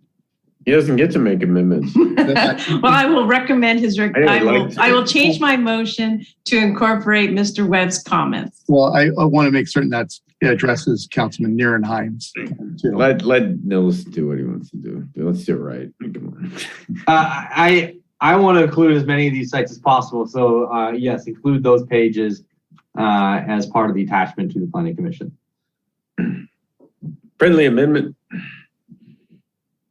Okay, is that accepted then, Laura I will accept that. and Christian? No, I won't. I agree with Councilmember Obaji. Those pages were written in a certain way to narrow the locations to certain areas. And to be honest with you, Councilmember Lowenstein has already said, let's look at residential areas, which is going to cover, if the Planning Commission decides, a lot of those home daycare areas anyway. So I think they're going to have a conversation that is already creating a bigger bubble, if you will, and we don't need to use their language, which I still think is inappropriate.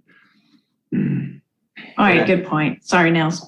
All right. What about the tax fees and what did you say regarding the developer's agreement with or franchise fees, the tax rate structure? If I'm going to talk about regarding Developers fees, right? Right. Called it developer license fees. We called it, and then we set it at 5% right now. But isn't it developer franchise the same thing as developer fees and type of franchise? Is that the same thing? Yeah. Yes. The license fee. License fee. License fee. Okay, that's what I was looking for.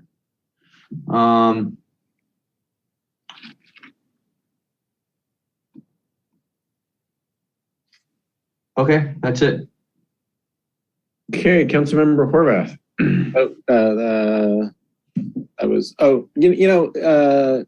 I did have a question. Hold on, Brandy. Let me try to think about it. I keep getting distracted by it.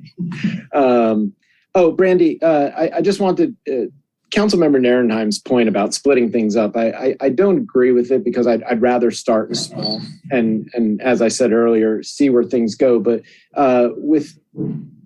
there is already illicit, delivery happening.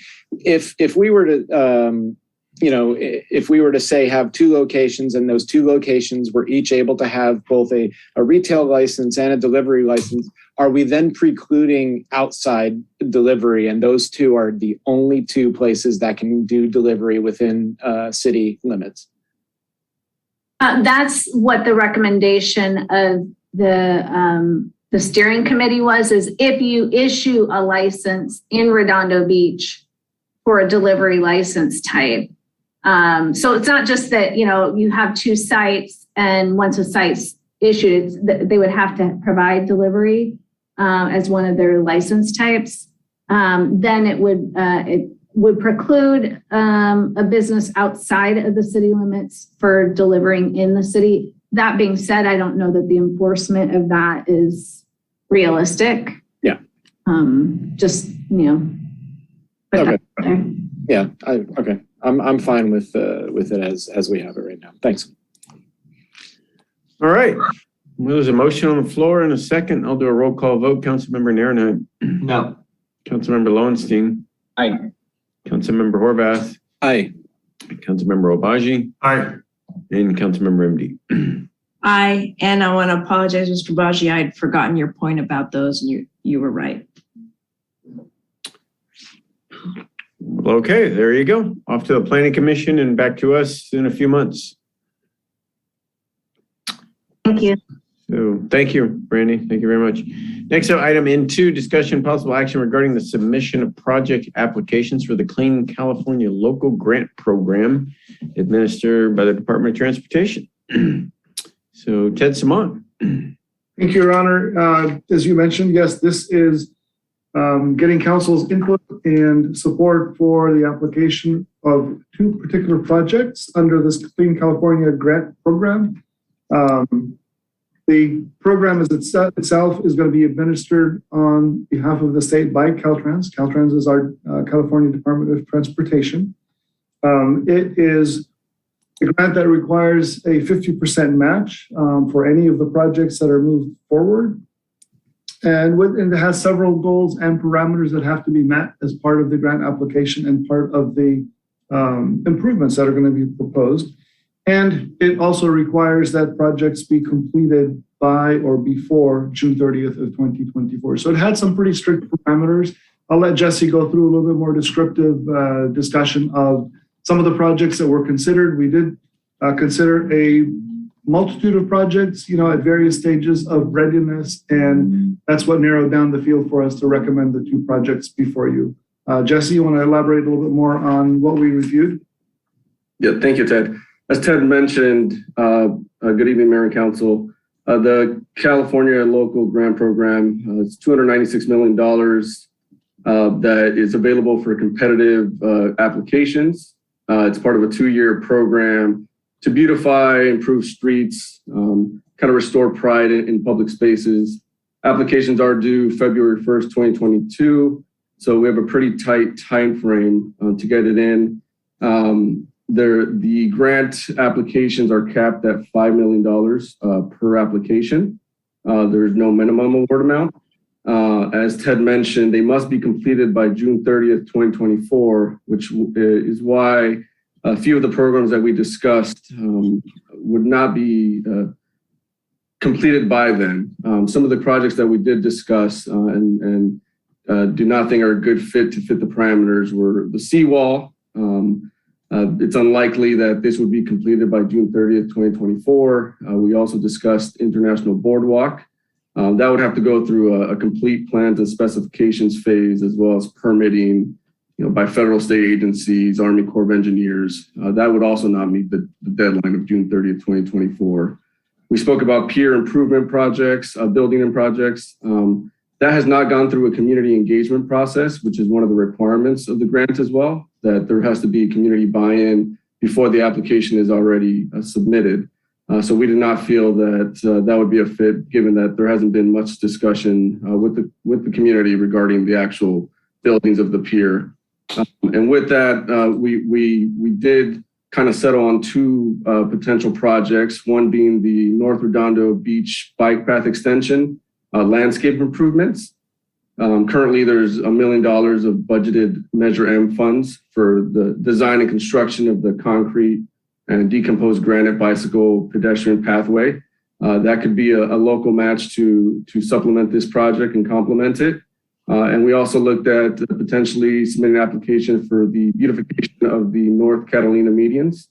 We would have to identify local match in the amount of $617,000 as the local match for that particular application. Once submitted, the city will be notified by March 1st, 2022, if awarded, and a subsequent grant agreement would be prepared and presented to City Council. So tonight, we're looking for feedback from the City Council and approval to go forward with the grant applications for the two identified projects, and also get feedback from the council on any other potential projects that fit that grant parameter, and then have the council authorize the mayor to sign the grant applications once they're ready for submission. Okay, thank you, Jesse.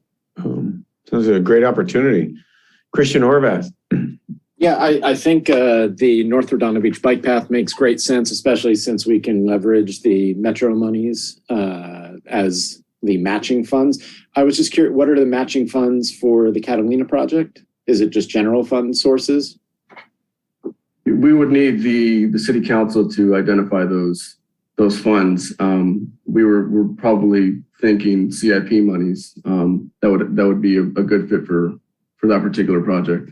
Yeah, we have a little bit of money scheduled there for replacement median effort. We also set aside some money for a little bit of master planning work that we haven't yet completed. But we would need, if we were successful in obtaining the grant, we would need to supplement it with additional CIP monies. There are in-kind and other forms of contribution. So, there are creative ways to get there, but we feel confident that we have enough CIP money we could draw on if we were successful in grabbing the grant to find a way to complete the match. Okay. The only other thing I would say too, I don't have a problem with either project, but we do have needs that we weren't able to meet on this last budget related to Dominguez Park, especially the The exterior portions that require a lot of work and energy, the grading all along the side, along 190th, and then of course the other side on Barrel. So, you know, if they were possible too, since we do have projects going on in that space, I would just recommend that as well. But I'm fine with the two that are recommended. Okay. Councilmember Obaji.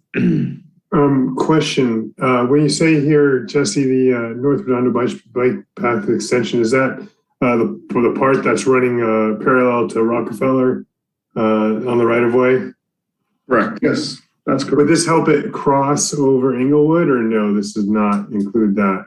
No, this would just be the landscaping portion, similar to what we did up in Artesia Corridor with the beautiful. Okay. Would that be on all 3 blocks or just that one block at Inglewood?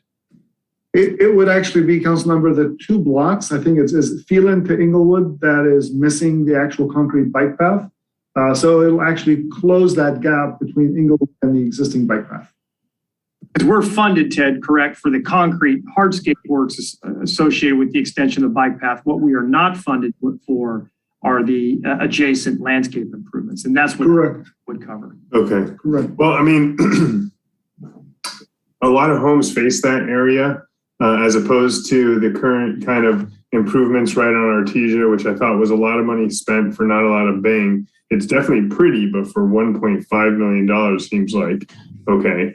You know, dollars could have been spent better, but in this area, you know, a bunch of homes on Rockefeller, not my part of Rockefeller, but further east, directly face that right of way area. And you know, you've seen one of the active residents on the Parks and Recs Commission is constantly trying to keep it green. So if we could put in native plants, is that basically what we'd be looking at? Is putting in some of the native plants that you put in up at the Artesia intersection?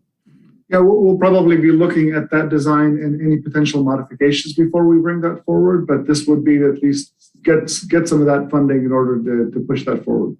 All right, well, I'd favor this project naturally because it's in my district, but thank you. All right. Any public comment any public comment? Yeah, we have a couple of e-comments. Go ahead, Vicki.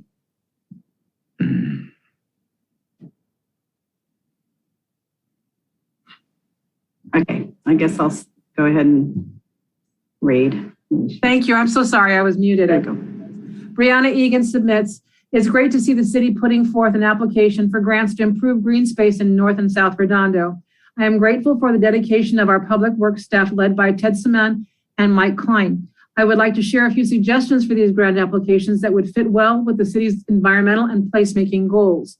Public Works can initiate community workshops or surveys for input on both projects, landscape improvements for the North Redondo Beach bike extension and medians on Catalina Avenue, to seek input from the public on features that these spaces could have to activate them into community-oriented green spaces. These have the potential to be much more than just plantings in the ground. Specifically, 1, the bike path landscaping could take the form of demonstration gardens that highlight various garden habitats in a botanical garden type format, such as a native California garden, pollinator garden, perennial food garden, rain garden, and desert/succulent garden. All gardens would be drought tolerant, requiring much less irrigation than the grass that is currently there. This could be accompanied by educational signage, permeable paths, swales, and shade trees that create microclimates that capture and infiltrate rainwater. Such a project would enliven the area and engage families and students, creating a new park and setting the blueprint for similar garden designs under the Edison right-of-way. 2, for the Catalina median project, the vision could be expanded to more than just medians and include roadway improvements. Catalina, or Esplanade, has the potential to be a complete street with protected bike lanes since it bypasses and runs parallel to busy PCH. As of December 2021, Caltrans released a new policy that requires all new transportation projects include complete streets features. Transportation emissions account for 51% of emissions in Redondo Beach, and creating proper bike infrastructure is crucial for us to reduce VMT. This project should also emphasize bioswales for storm water capture. Thank you. Second comment is submitted by Grace Peng. The North Redondo Beach Bikeway, NRBB, is heavily used by the committee. The gravel paths parallel to the paved path and 2 blocks neighboring Artesia Boulevard give users more space to distance and provides much needed relief to the joints of joggers. Can you extend/add the gravel paths throughout the NRBB? Also, can you demonstrate the use of bioswales, rain harvesting from nearby rooftops, and native plantings along the NRBB? Please add protected bike lanes along arterials designated in the 2011 South Bay Bicycle Master Plan. With heavier vehicles in use nowadays, paint will not provide protection and will not entice me to bike instead of drive. Now that California has freed us from using level of service to motorists as the sole criterion, now is the time to prioritize moving people instead of 2-ton pieces of metal. Make safe, connected, direct routes that make cycling our errands as safe and convenient as driving. Then watch our parking problems evaporate as they have done in all European cities that have done this. That concludes comments under item N2. Okay. Councilmember Obaji. I'd like to make a motion to direct staff to, let's see, discussion possible actions, submit the project applications for the Clean California Local Grant Program for the North Redondo extension of the North Redondo Beach Bike Path extension. Authorize the mayor to sign. What's that? And authorize the mayor to sign. Oh, yes, and authorize the mayor to sign the application. With an additive that you might, Ted and Jesse, confer with the South Bay Parkland Conservancy, because they were thinking about developing a nursery of natives that would then produce native seeds that they could then give to residents as a means to foster the growth of natives in the area. So that could potentially be something that makes this the approval of a grant more attractive to the grant awarding body. Then you mentioned the North Redondo Bike Path and Catalina, right, in your motion? What's that, Todd? You mentioned both locations in your motion, correct? Is it 2 locations that we can apply for? Yes, we have the capacity to apply for both. Yeah. Got it. Okay, so yes, both locations, beautification of Catalina medians as well. I'll second that. I'll second that. Okay. All right, so there's a motion by Councilmember Obaji, second by Councilmember Narenheim. I'll do a roll call vote. Councilmember Narenheim. Aye. Councilmember Lowenstein. Aye. Councilmember Horvath. Aye. Councilmember Obaji. Aye. And Councilmember MD. Aye. Okay, thank you, Jesse, Ted. Looking forward to it. Thank you, guys. Appreciate being up front on that. Yeah, indeed. Didn't have to. Okay, city manager items. Mike, do you have anything tonight? Yeah, just briefly, thank you to our Harbor Patrol folks, police and fire, public for their response over the weekend to the advisory warning for the tsunami that was generated in the Pacific. Thankfully, we had very little local damage. There was a comment made earlier under non-agenda items by a resident referencing Santa Cruz. There was also some video that circulated showing what not to do as it relates to tying up your boats in Ventura Harbor. Unfortunately, they lost a boat, capsized and was swept out to sea. But kudos to our folks for taking preemptive action, securing our boats and working hard to protect the International Boardwalk with both sandbags and then getting notifications out to our liveaboards and the folks that we felt were at most risk in the harbor for what turned out to be about a foot of surging over the course of about an hour in our harbor. So just thank you to those folks, and thankfully we dodged any significant issues. How do we notify the boaters? The liveaboard? We actually go boat to boat. That morning was our approach just to get there. Not everybody has Everbridge or the electronic media or other things. We do it by direct contact in those moments. We were a little more targeted in our approach. We've had enough of these advisories over the years to know kind of what we expect and what's likely to occur. So we focused on folks that we felt could be could have property damage, or other risk. But that's generally how we went about it this weekend. We didn't do a large scale, a siren alert of any kind. Do we have the ability to do that, Mike? I mean, we had talked about putting a siren in the harbor years ago. Yeah, and we talked about, we're working on this Beals project and some other advanced notifications. So we are looking into something that's a little broader than that, than what we have now. And I'm not exactly sure where we are with that project. I've seen some email traffic even today on it, I think. We have the old sirens. We have other things we can deploy if needed. But I think this Beals effort might be a better use of our time if we can get it installed. And that's in partnership with broader organizations. Okay, thank you, Mike. Beals is next for Redondo. Just so you know, Mike. Yeah. It's not for Redondo, you said? No? It is. It's next for Redondo. Okay. Yeah, it's coming. Okay, Mayor and Council items P1, discussion and possible action regarding sending a letter of opposition to rulemaking 2008-020 net energy metering revisited. Ted. Thank you, Your Honor. Yeah, we received this letter from the South Bay COG last week and asked to bring this to the City Council, asking for opposition of this net metering change, as they call it, net metering 3.0.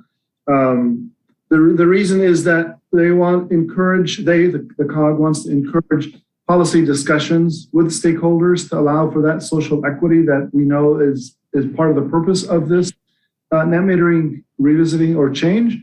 But what they don't want is to have that penalize those that are already in the program. They've installed solar energy systems and the time that it takes for them to recover the cost of their capital investment. So we're bringing it to your attention to get your discussions on this and your feedback on sending a letter of opposition or not. Yeah, thank you, Ted. Councilmember Horvath. Yeah, I would just say this is to Todd's comments earlier in the meeting, right? This is another way. It's a giveaway by the PUC to PSE&G and SEE. And it screws over people, or especially early adopters of solar, but anybody who is actually considering putting solar on their homes.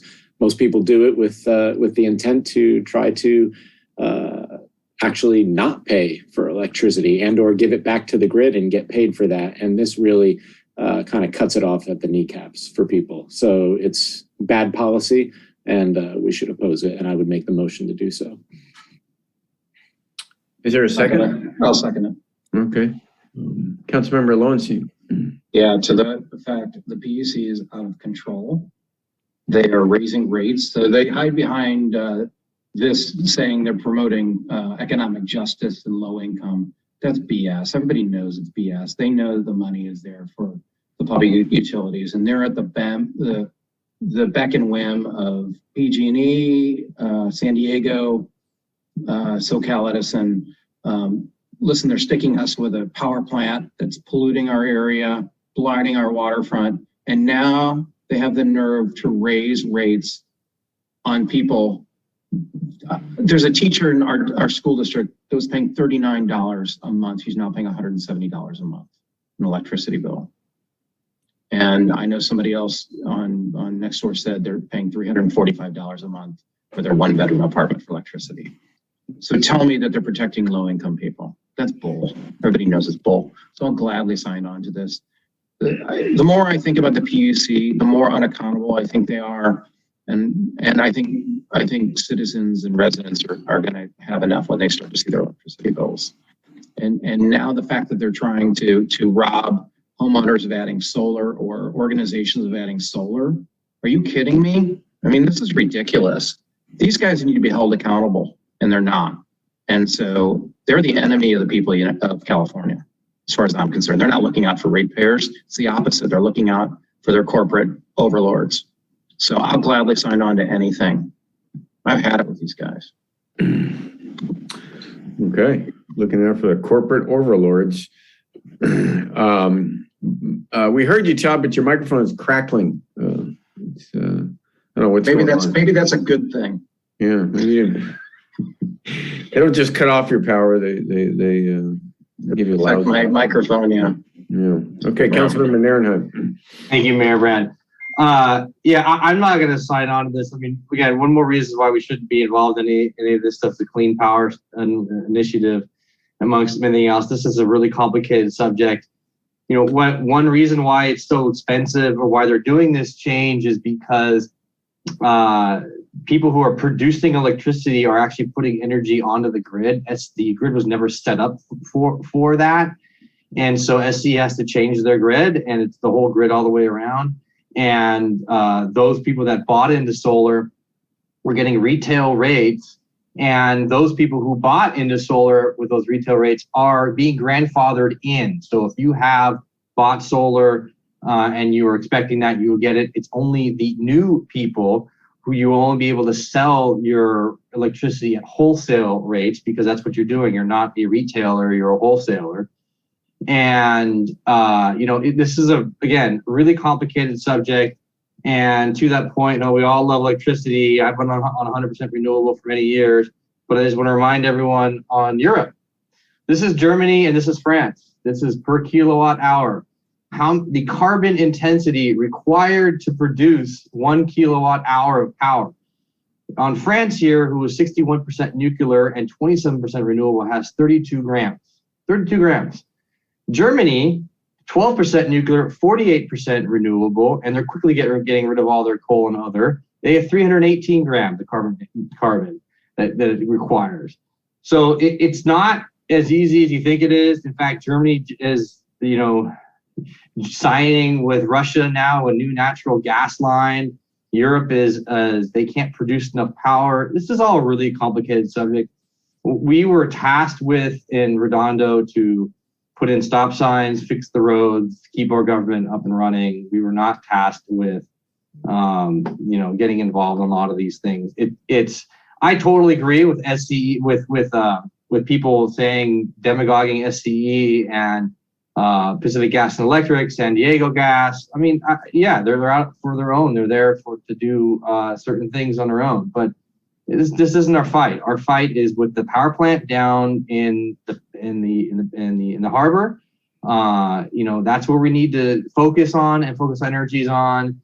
And the increase in billing rates, it's only going to get worse. We just voted to increase people's rates for 100% renewable energy. So, it's a complicated subject. There's a lot here, and to say that we're all going to save the world by doing something, you're just not. It's way more complicated. And just imagine if you had 100% green electric house, right? Because you're using electricity. Just imagine how expensive your heating would be for water and for regular heat in the wintertime. So.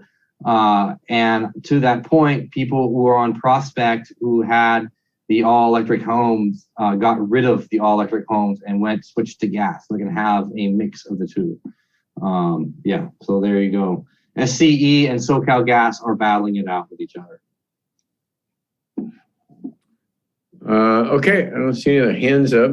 Any other comments from the public? Or any comments from the public? Yeah, we don't have any comments. No comment. Okay.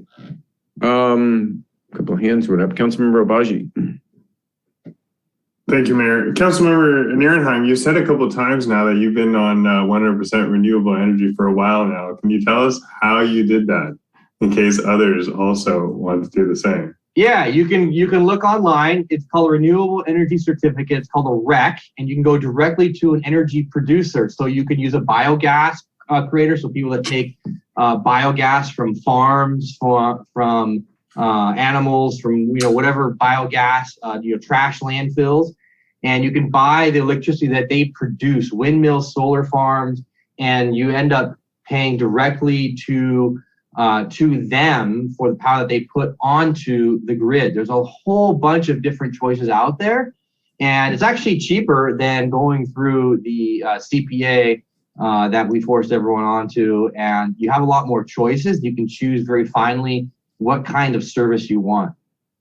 So you don't get your bill from SCE, or you still get your bill from SCE? No, you will always get your bill from SCE because they are the ones that provide the power. What happens is SCE tell SCE I'm now getting my power from this green energy provider, and then they say, okay, this particular user used, say, 100 kilowatts of power. Therefore, we're going to charge you 100 kilowatts, and then SCE takes the money from me, goes it over to them. It's a one-to-one transfer. But SCE is still charging you for transmission, so your spike would have still occurred. Absolutely.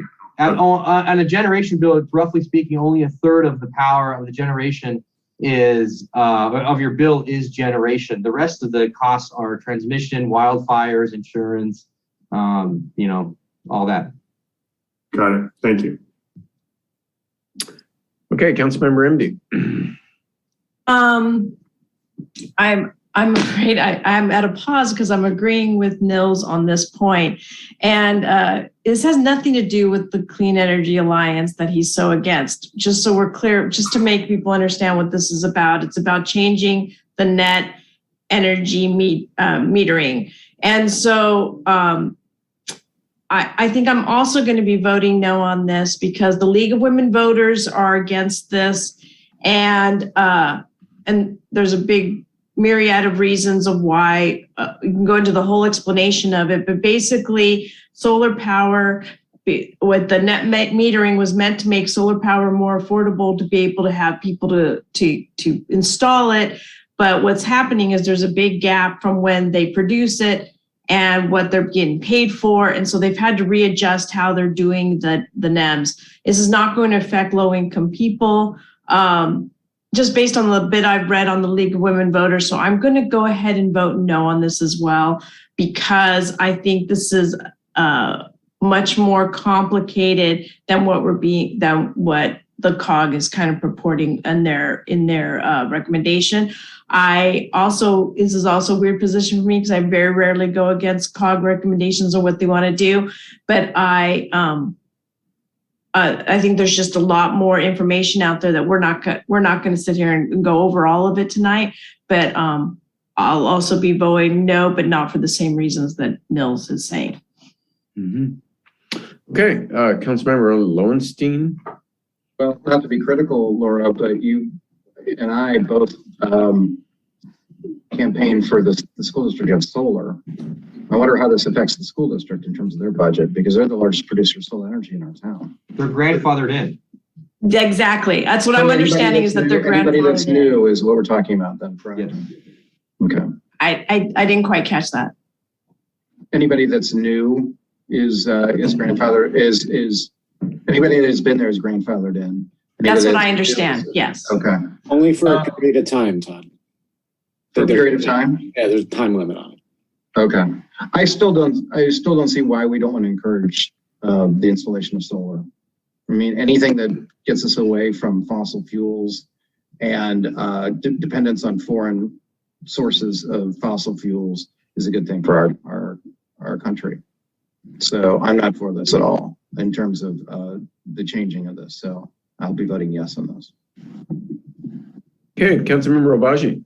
Well, there just was a spike in SCE prices for a bunch of folks. I don't know, I haven't got my new bill yet, but I can only imagine that if SCE doesn't have to pay so much to people for the electricity they're generating on their roofs, then potentially the cost, that they're going to pass on to the rest, all of us, could be less. No? Is that wrong? No, it doesn't work like that because SCE, the big utility companies aren't allowed to make any profit on generation of power. It's a net neutral for them. They would rather get rid of all of it because they actually lose money on it.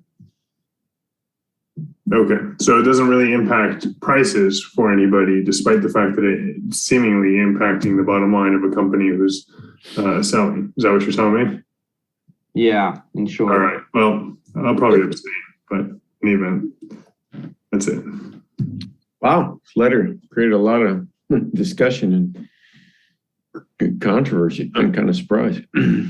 All right, well, we got a motion to support it. I'll do a roll call vote. Councilmember Narenheim. No. Councilmember Lowenstein. Yes. Councilmember Horvath. Aye. Councilmember Obaji. Preston Lowenstein, aye. Councilmember MD. I'm going to vote no. Okay, well, there you go, 3-2. I would have supported it, so. Yeah. All right. I'll go sign the letter. We'll be on our way. Okay, next up, P2. Adopt by title only resolution of the City Council of City of Redondo Beach amending resolution, to add additional grounds for removal of general plan advisory committee members. Brandy Forbes. No presentation on this one tonight. Oh. That's just bringing back the resolution per your last direction and discussion on the matter. The resolution's ready and it includes, we feel, the specific information that the council asked for. Okay, hang on a second. Councilmember Obaji. All right, so I've thought about this quite a bit. Oh, my screen just flashed all of a sudden. And I would like to change the resolution language to allow the city council with the approval of the mayor to remove anybody off the GPAC. So a majority of the council plus the approval of the mayor to remove a person. And I prepared a little presentation relative to the subject case that necessitated this to be brought up. And I'll share it here in a second. But this is an issue that frankly, whoa, why is my computer freezing up at this time? This is an issue that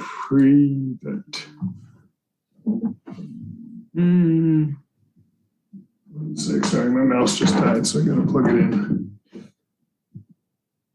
This predated me on the council. I don't know Mr. Voisey, who's on the GPAC. I've never met him before. I just know that he ran for mayor, which astounded me because he had a $1 million fee order to pay that was still outstanding. But for folks who are relatively new to the city, like me, only came here 4 years ago, here's a bit of the history. And here we go.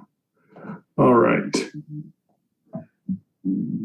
Why the council should be able to remove persons from the GPAC by Zane Obaji Jr. All right. And next slide, Natasha. All right. On June 15, 2017, two individuals, Redondo Beach residents, Arnett Travis and Chris Voisey, sued a whole bunch of other Redondo Beach residents, including Rescue Our Waterfront, the mayor, the mayor's campaign treasury, Linda Moffitt, Wayne Craig, Martin Holmes, Nils Ehrenheim. All right, and I haven't seen the complaint, but my understanding is that it alleged a bunch of violations of election law and coordination between a PAC and individual candidates. All right, and one of the plaintiffs was deposed on February 13th, 2018.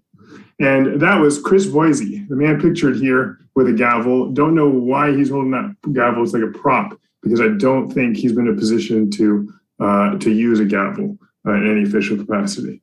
All right. And he's asked who is funding his lawsuit because it's inconceivable that he's paying for this lawsuit. And he's asked, and he refuses to answer all the questions. And he specifically asked, have you received anything of value from Fred Bruning or Jean Paul Wardy? These are the people behind Redondo Beach Waterfront LLC to prosecute this action against the defendants, the other Redondo Beach residents. He says under the penalty of perjury on February 13, 2018, no. All right. Now they go to trial. And at the trial, November 19, 2018, later that year, Mr. Voisey's on the stand. He spells out his name. That's what they do to begin with. And Mr. Colleen, Steve Colleen, Redondo Beach resident, says, who's paying for the prosecution of this case? There's an objection. The court overrules it and asks Mr. Voisey, do you know who's paying for this? And Mr. Voisey says, no. All right. And he's under the penalty of perjury. You cannot testify in court without being under the penalty of perjury. All right. Then January 2nd, 2019, just 2 months later, right, from the trial in November of 2018, Mr. Voisey submits a declaration in response to the proposed judgment that the defendants filed against them. And in that declaration, he says, under the penalty of perjury, I spoke with my attorney, Brad Hertz, on multiple occasions before I filed this case and reviewed and revised the complaint before it was filed. I also provided my informed written consent prior to the complaint being filed that a third party, Redondo Beach Waterfront LLC, would be funding the litigation on my behalf. I was pleased that RBW was willing to fund the litigation on my behalf. Oh yeah, right, because you could ruin other people's lives in a lawsuit and not have to shed a dime for it, right, Mr. Voisey? And then he said, oh, defendant and Redondo Beach Councilmember Nils Narenheim has attempted to remove me as a member of GPAC multiple times in retaliation for my filing this lawsuit. No, Mr. Voisey, I am moving to remove you from the GPAC, not in retaliation for funding the lawsuit, but for lying under the penalty of perjury, for letting outside interests use your name to sue other special interests, to sue individual public serving residents of Redondo Beach. And then you lied about it. And you haven't even paid the cost of the harm that you inflicted. And then Mr. Hertz gets on the stand and he admits it's Redondo Beach Waterfront LLC. And the next couple slides are just to resolve the kind of, the rumors that have been being peddled by the council members in the minority. But they seem to think that the attorneys put words in the judge's mouth about what Mr. Voisey and Ms. Travis were.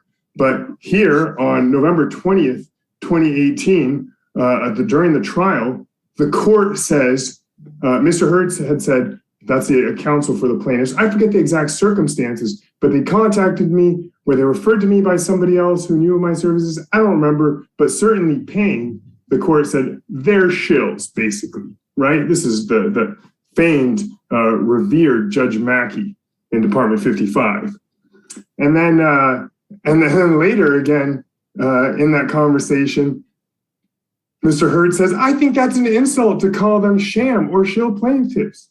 And Judge Mackey says, no, I don't have any problem with that. From what I heard in the testimony here, they had no part. They're not paying for any of this event. All right, so then comes his order for motion, his order on the motion for attorney's fees. And indeed, he awards over $896,000 in attorney's fees to the plaintiffs for their costs in to the defendants for their costs of defending themselves against these shill plaintiffs. And I checked the docket and take a look here, August, on the docket from the case, LASC case summary.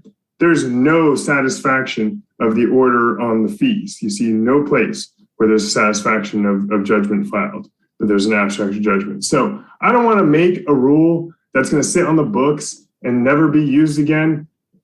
This is a bad person. Nobody should be standing up for a person who lies, who gets hijacked by outside special interests to attack public serving, diligent stewards of our democracy. Goodbye, Mr. Voisey.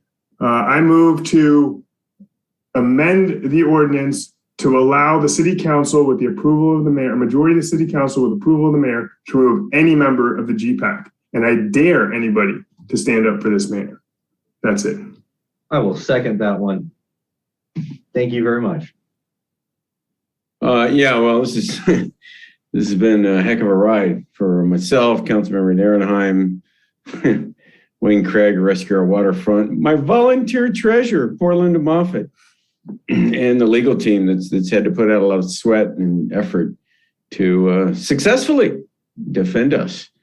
And this was nothing but a vendetta, folks, a vendetta by the developers of the Center Cal project, Redondo Beach Waterfront, made up of Center Cal and Westport Capital. They're the ones who funded the lawsuit. We had to call their attorney to the witness stand. That's who Bradley Hertz is, to find out who was really funding it. So that was after 17 months. After 17 months, both Chris Foisey and Arnett Travis answered in court after 17 months that they didn't know who was paying for the lawsuit. It's rather remarkable. But anyway, justice is being served. It's just now, if you guys can believe this, it's going to the state Supreme Court, whether they have to pay our fees or not. And yeah, we're just waiting to hear oral arguments at the state Supreme Court over this. It's amazing it's gone this far, but there's a lot of money at stake. And yeah, all we did was run for office and oppose a big development project successfully, I might add. And I will say this is nothing but a vendetta, folks. They could have filed a complaint with the FPPC. That's all they had to do. The FPPC would have prosecuted it for them. But they don't want to go down that road. They wanted to destroy us. And that was the whole point. The last offer they made to us after mandatory settlement conference was give us $500,000 and admit to everything. That was their big offer. So it's unfortunate it went to this. It's rather sad, frankly, but it's hopefully coming to an end soon. And yeah, no one like that should be sitting on a city committee representing Redondo Beach in any form or fashion, given what's transpired. So, Councilmember Nerna. Thank you, Mayor Brand. Yeah, Councilmember Baja, I want to thank you for taking the time and doing the research on that. I was going to do something similar on that, but there's no need to. That just shows it for what it is. We need to preserve the GPAC and the people that are on it to make sure that they're there for the right reasons. And no one can say after going through this that, unequivocally say that he's there for the right reasons. And, the reason why we've had so much divisiveness in this community is because we've had situations like this, just plain and simple. And until we move on, it just shows something that does not need to be part of this community. I might add that they did file a FPPC complaint, and that was actually thrown out as well with no action taken. So, again, our community doesn't need this. Our GPAC doesn't need this. We have a fantastic amount of people in this community to represent and to give advice. We need to tap them, not people that perjure themselves and launch personal attacks from multi-billion-dollar corporations. Thank you. Okay, Mike Webb. The motion isn't allowed under the agenda item. I'd ask you to read it again. There is no ordinance before you. And you've already made that change to the ordinance that applies to city commissions. So this situation is of very limited time. The continued existence for the GPAC, and because the original change was to how to remove city commissioners, it didn't apply to the GPAC as the city manager explained to you. I think you had a very full discussion last time, and you ended up with this because the majority of the council didn't want to add anybody else to the GPAC in this late in their service. And so your original motion from last time was designed to address this particular case. This rule is only going to apply to members of the GPAC. So the rule makes sense, but it has to be not referring to an ordinance. You could change the resolution, but only if the council and the mayor thinks they want to remove other members of the GPAC. And the reason that the rules are so different when it's set up when a different council majority existed was that GPAC was designed to depoliticize their efforts.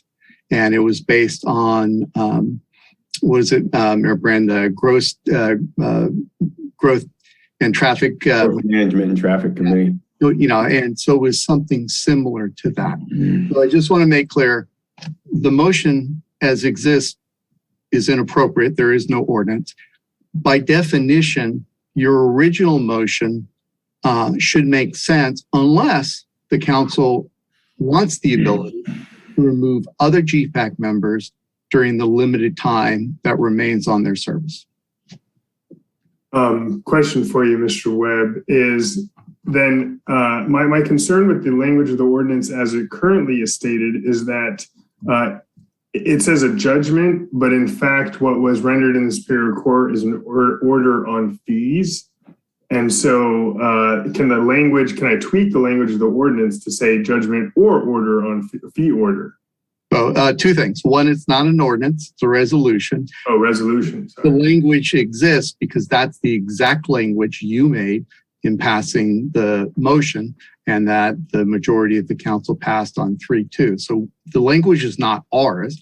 And so the council can modify to add any grounds for removal to the resolution. So that was simply, we watched the tape, repeated. Okay, got it. So that's not, sorry, thank you for the correction. I withdraw my motion and in its place, put forward move to adopt a resolution that allows the city council to remove with a majority vote and approval of the mayor, any member of the GPAC. Yeah, I'll second that. What does that mean, Mike? You got to go amend the resolution and come back? I'm sorry. And can you put it in there to come back at the next council meeting in February, the first council meeting in February? So that would be the safer way to do it. The agenda title is broad enough that you could do it tonight, but the whole point of the title is giving enough information to the public. So, you would have, I imagine, many members of the GPAC who, if they can simply be removed, if you're changing the rules of the game this long into their service, they may want to appear. So yeah, we could bring it back on the first meeting in February. That's no problem. And you could do it if you want to risk that someone's going to say, well, I would have shown up if I'd known it wasn't just member Voisey, it was going to be potentially me.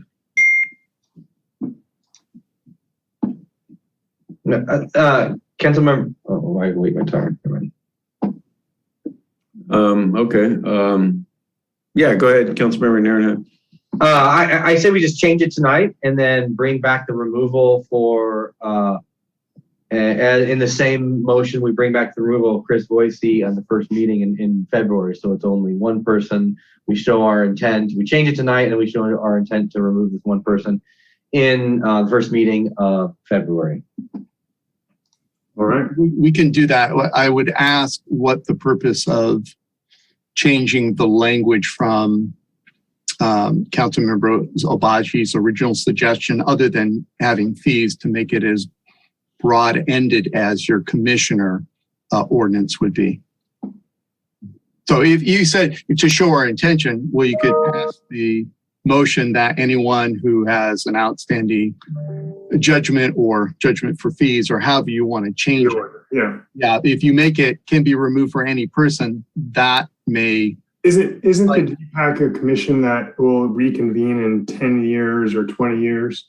It's not a commission, it's a committee, and a committee that will be set up in 10 years with very different rules. Oh, rules. Okay. So we changed the rules in part from the growth management task force, in that they kept having trouble getting quorum, because the original motion was like from the growth management task force was all sorts of entities that are involved in the city had a participant as a matter of right. So, Little League, youth football, Redondo Little League, Redondo Sunset. And the problem is, well, some of those people really didn't want to commit to the organization. And so they had to remove a bunch of people so they could have, actually have quorum. So it is truly the changes to this resolution are for this committee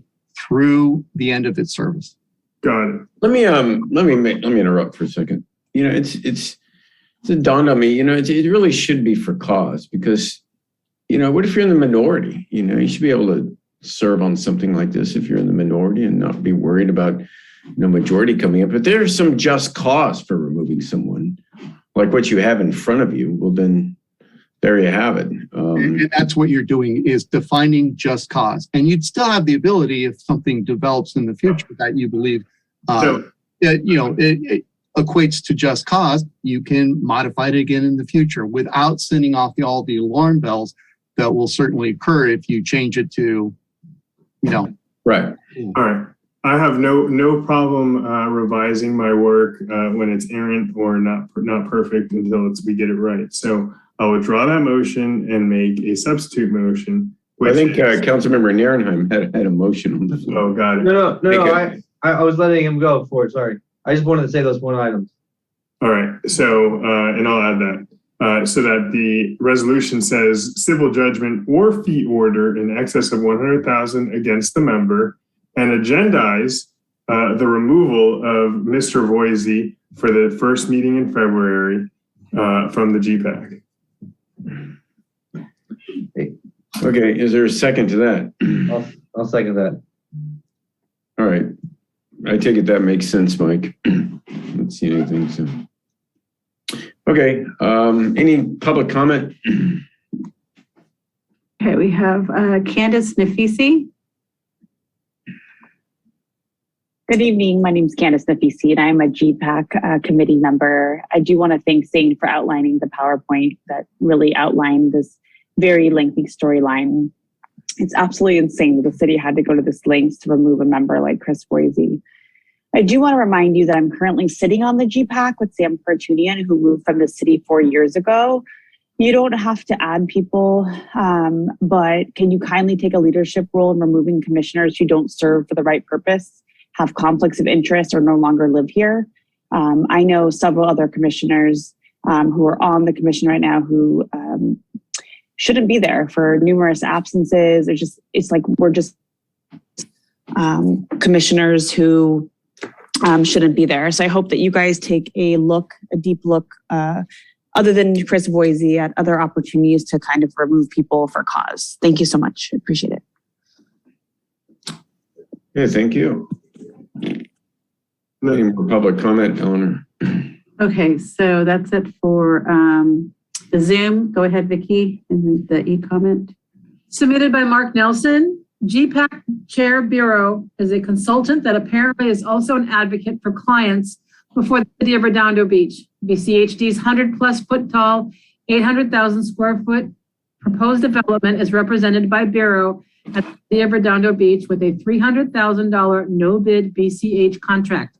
Bureau also serves on a BCHD board approved committee, as does the city of Redondo Beach finance director. In the case of Bureau, the GPAC grounds for removal should include Bureau's general situation, that is, represent a client, BCHD, before the city. And that concludes public comment on this item. Okay, any more public comment? That's it, Mayor. Okay. I'll do a roll call vote. Councilmember Nierenheim. Aye. Councilmember Lowenstein. Aye. Councilmember Horvath. Nope. Councilmember Obaji. Wow, Horvath. Wow. Aye. And Councilmember MD. Nope. Wow. Okay, well, there it goes. 3-2. Shows whose interests they're protecting. Yeah, the fact that people can have a disagreement and not have to. Not a disagreement. Okay, so it's just, you know what, you got your point. I didn't interrupt you. I can disagree with you, and you don't have to be petty about it. Okay. Okay, Mayor, I well, need to Mayor read and the council referrals to staff. Mayor, I need to read the resolution. Oh, go ahead. Sorry. Okay, adopt by title only resolution number CC-2201-001, a resolution City Council, City of Redondo Beach, California, amending resolution number C-1612-122 to add additional grounds for removal of general plan advisory committee members as amended. Thank you, Mayor. Okay. Mayor and council referrals to staff. Councilmember Narenheim. Thank you, Mayor Brand. Yeah, Mr. Rosansky, I know we talked about a couple weeks ago, two or three times regarding a fraud, waste, and abuse hotline. Just so you know, the finance committee, budget and finance commission actually was talking about that in Moss Adams. So that's something that's going to be coming back to us. I don't know if you caught on that. You had a good discussion on that the other day. But I would like to, I am taking up a challenge from another council member. If you don't know what I'm talking about, you're confused, don't worry about it. I'm going to make a motion to direct staff to investigate a per ticket fee for events in the harbor area, to bring back options. And when I say to investigate per ticket fee, to see what other cities are doing and to see what, if it's a percentage or individual ticket fee, what options there are, and bring it back to the council for discussion at a later time. Oh, we can do that. Thank you. Is there we gotta get a second. Is there a second to that, or? I'll second that. Okay. I wonder what Inglewood's doing relative to SoFi. So I'll do a roll call vote, I guess. Councilmember Narenheim. Aye. Councilmember Lowenstein. Aye. Councilmember Horvath. Aye. Councilmember Obaji. Aye. And Councilmember MD. Aye. Okay, anything else? Those, Nope, I'm good, thank you. Councilmember Lowenstein. Yes. I have two. Mike, can we bring back an update on the improvements in the dog park by say mid-April? Not just a BR, but I'd like either a presentation or something similar, staff report on where we're at with improvements in the dog park. Say second week in April, second meeting in April. Okay, that's the first thing. The second thing is I'd like us to invite the Edison government relations reps in front of the council to explain the recent electricity hikes. And I'll leave it to you whether or not you want to invite SoCal Gas as well too. I'd like that first meeting in February. I realize it's short order, but this is urgent. A lot of people are really hurting. Hang on, Nels. A lot of people are hurting and their bills are due. So I'd like to know, and I know a lot of people like to know what's going on. Yeah, I'll second that, but I'd like to bring in SoCal Gas as well because their bills have gone. Okay, that's fine. I'm good with that. If there's any reason either party's not available on the 1st, are we okay with the 8th, or should we? I mean, I'll do my best to push them here for Feb 1, but. Yeah, that's fine. Please do your best for Feb 1, but Feb 8th is okay as well. Okay. Yeah, I mean, it would have to be if they can't make it, right? Okay, Councilmember Horvath. Well, we didn't comment on Todd's first one, but I'd like to amend Todd's first one if he's willing. Not just an update on the dog park, but like we're about 1.5 years behind on the Dominguez Park progress in general, according to the CIP, and that was an accelerated project. And it's just, I know John LaRock left. That was a good excuse for a little bit. It's not an excuse anymore. That project should be built this year, not still like hanging out there in the ether. So if we're going to talk about the dog park, let's talk about the entire park and what's happening or why it's not happening and when it's going to happen. Yeah, I'm good with that. Okay. So I'll have a special item on that. That's what you guys are asking for. Okay, I'll do a roll call vote on that. Councilmember Narenheim. Aye. Councilmember Lowenstein. Aye. Councilmember Horvath. Aye. Councilmember Obaji. Aye. And Councilmember MD. Aye. Okay. Anything else, Christian? Nope, that was it. Can Councilmember Obaji. I get a BRR, please, on regular pressure washing of Artesia between Inglewood and Aviation? That's a long stretch. I mean, the problem is I'm looking at the activity nodes in the ACAP, and it doesn't include the CVS location, but that is the most filthy spot potentially in the whole city. So just pressure washing, I suppose, on Artesia in the areas that need it the most on a regular basis. Yeah, that would be. I thought we did that already. manual. We may have an old BRR on that from like. Well, I think what we had is years ago, our parks crew was established to take that type of activity throughout the city. And there was a frequency discussion about how often to expect them along Artesia.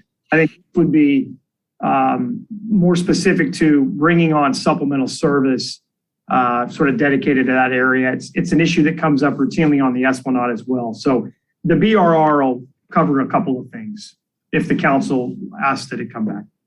Yeah. Can I make a friendly request with that one? I notice Athens services when I go running, they do it in Hermosa along the sidewalks. They do it at like 6 a.m, but I don't know if you can include what other services offer, especially since we have an ongoing contract with them. Yeah, they have a porter service. We actually investigated that as part of the franchise amendment.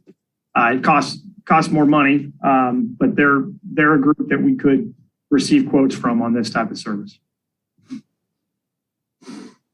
Okay, so is that clear? Yeah, it's clear. Okay, thanks. Councilmember Obaji? That's it. Thank you. Losing track. Councilmember MD. No, nothing tonight. Thanks. Okay, well, with that, it's the end of our meeting, folks. I will entertain a motion to adjourn. So moved. Until Second. Strategic planning session to be held a week from tonight at 6 p.m. So spread the word, council members, and get some input. And let's get back to work. Excellent. Okay, we're adjourned. Good night, everybody.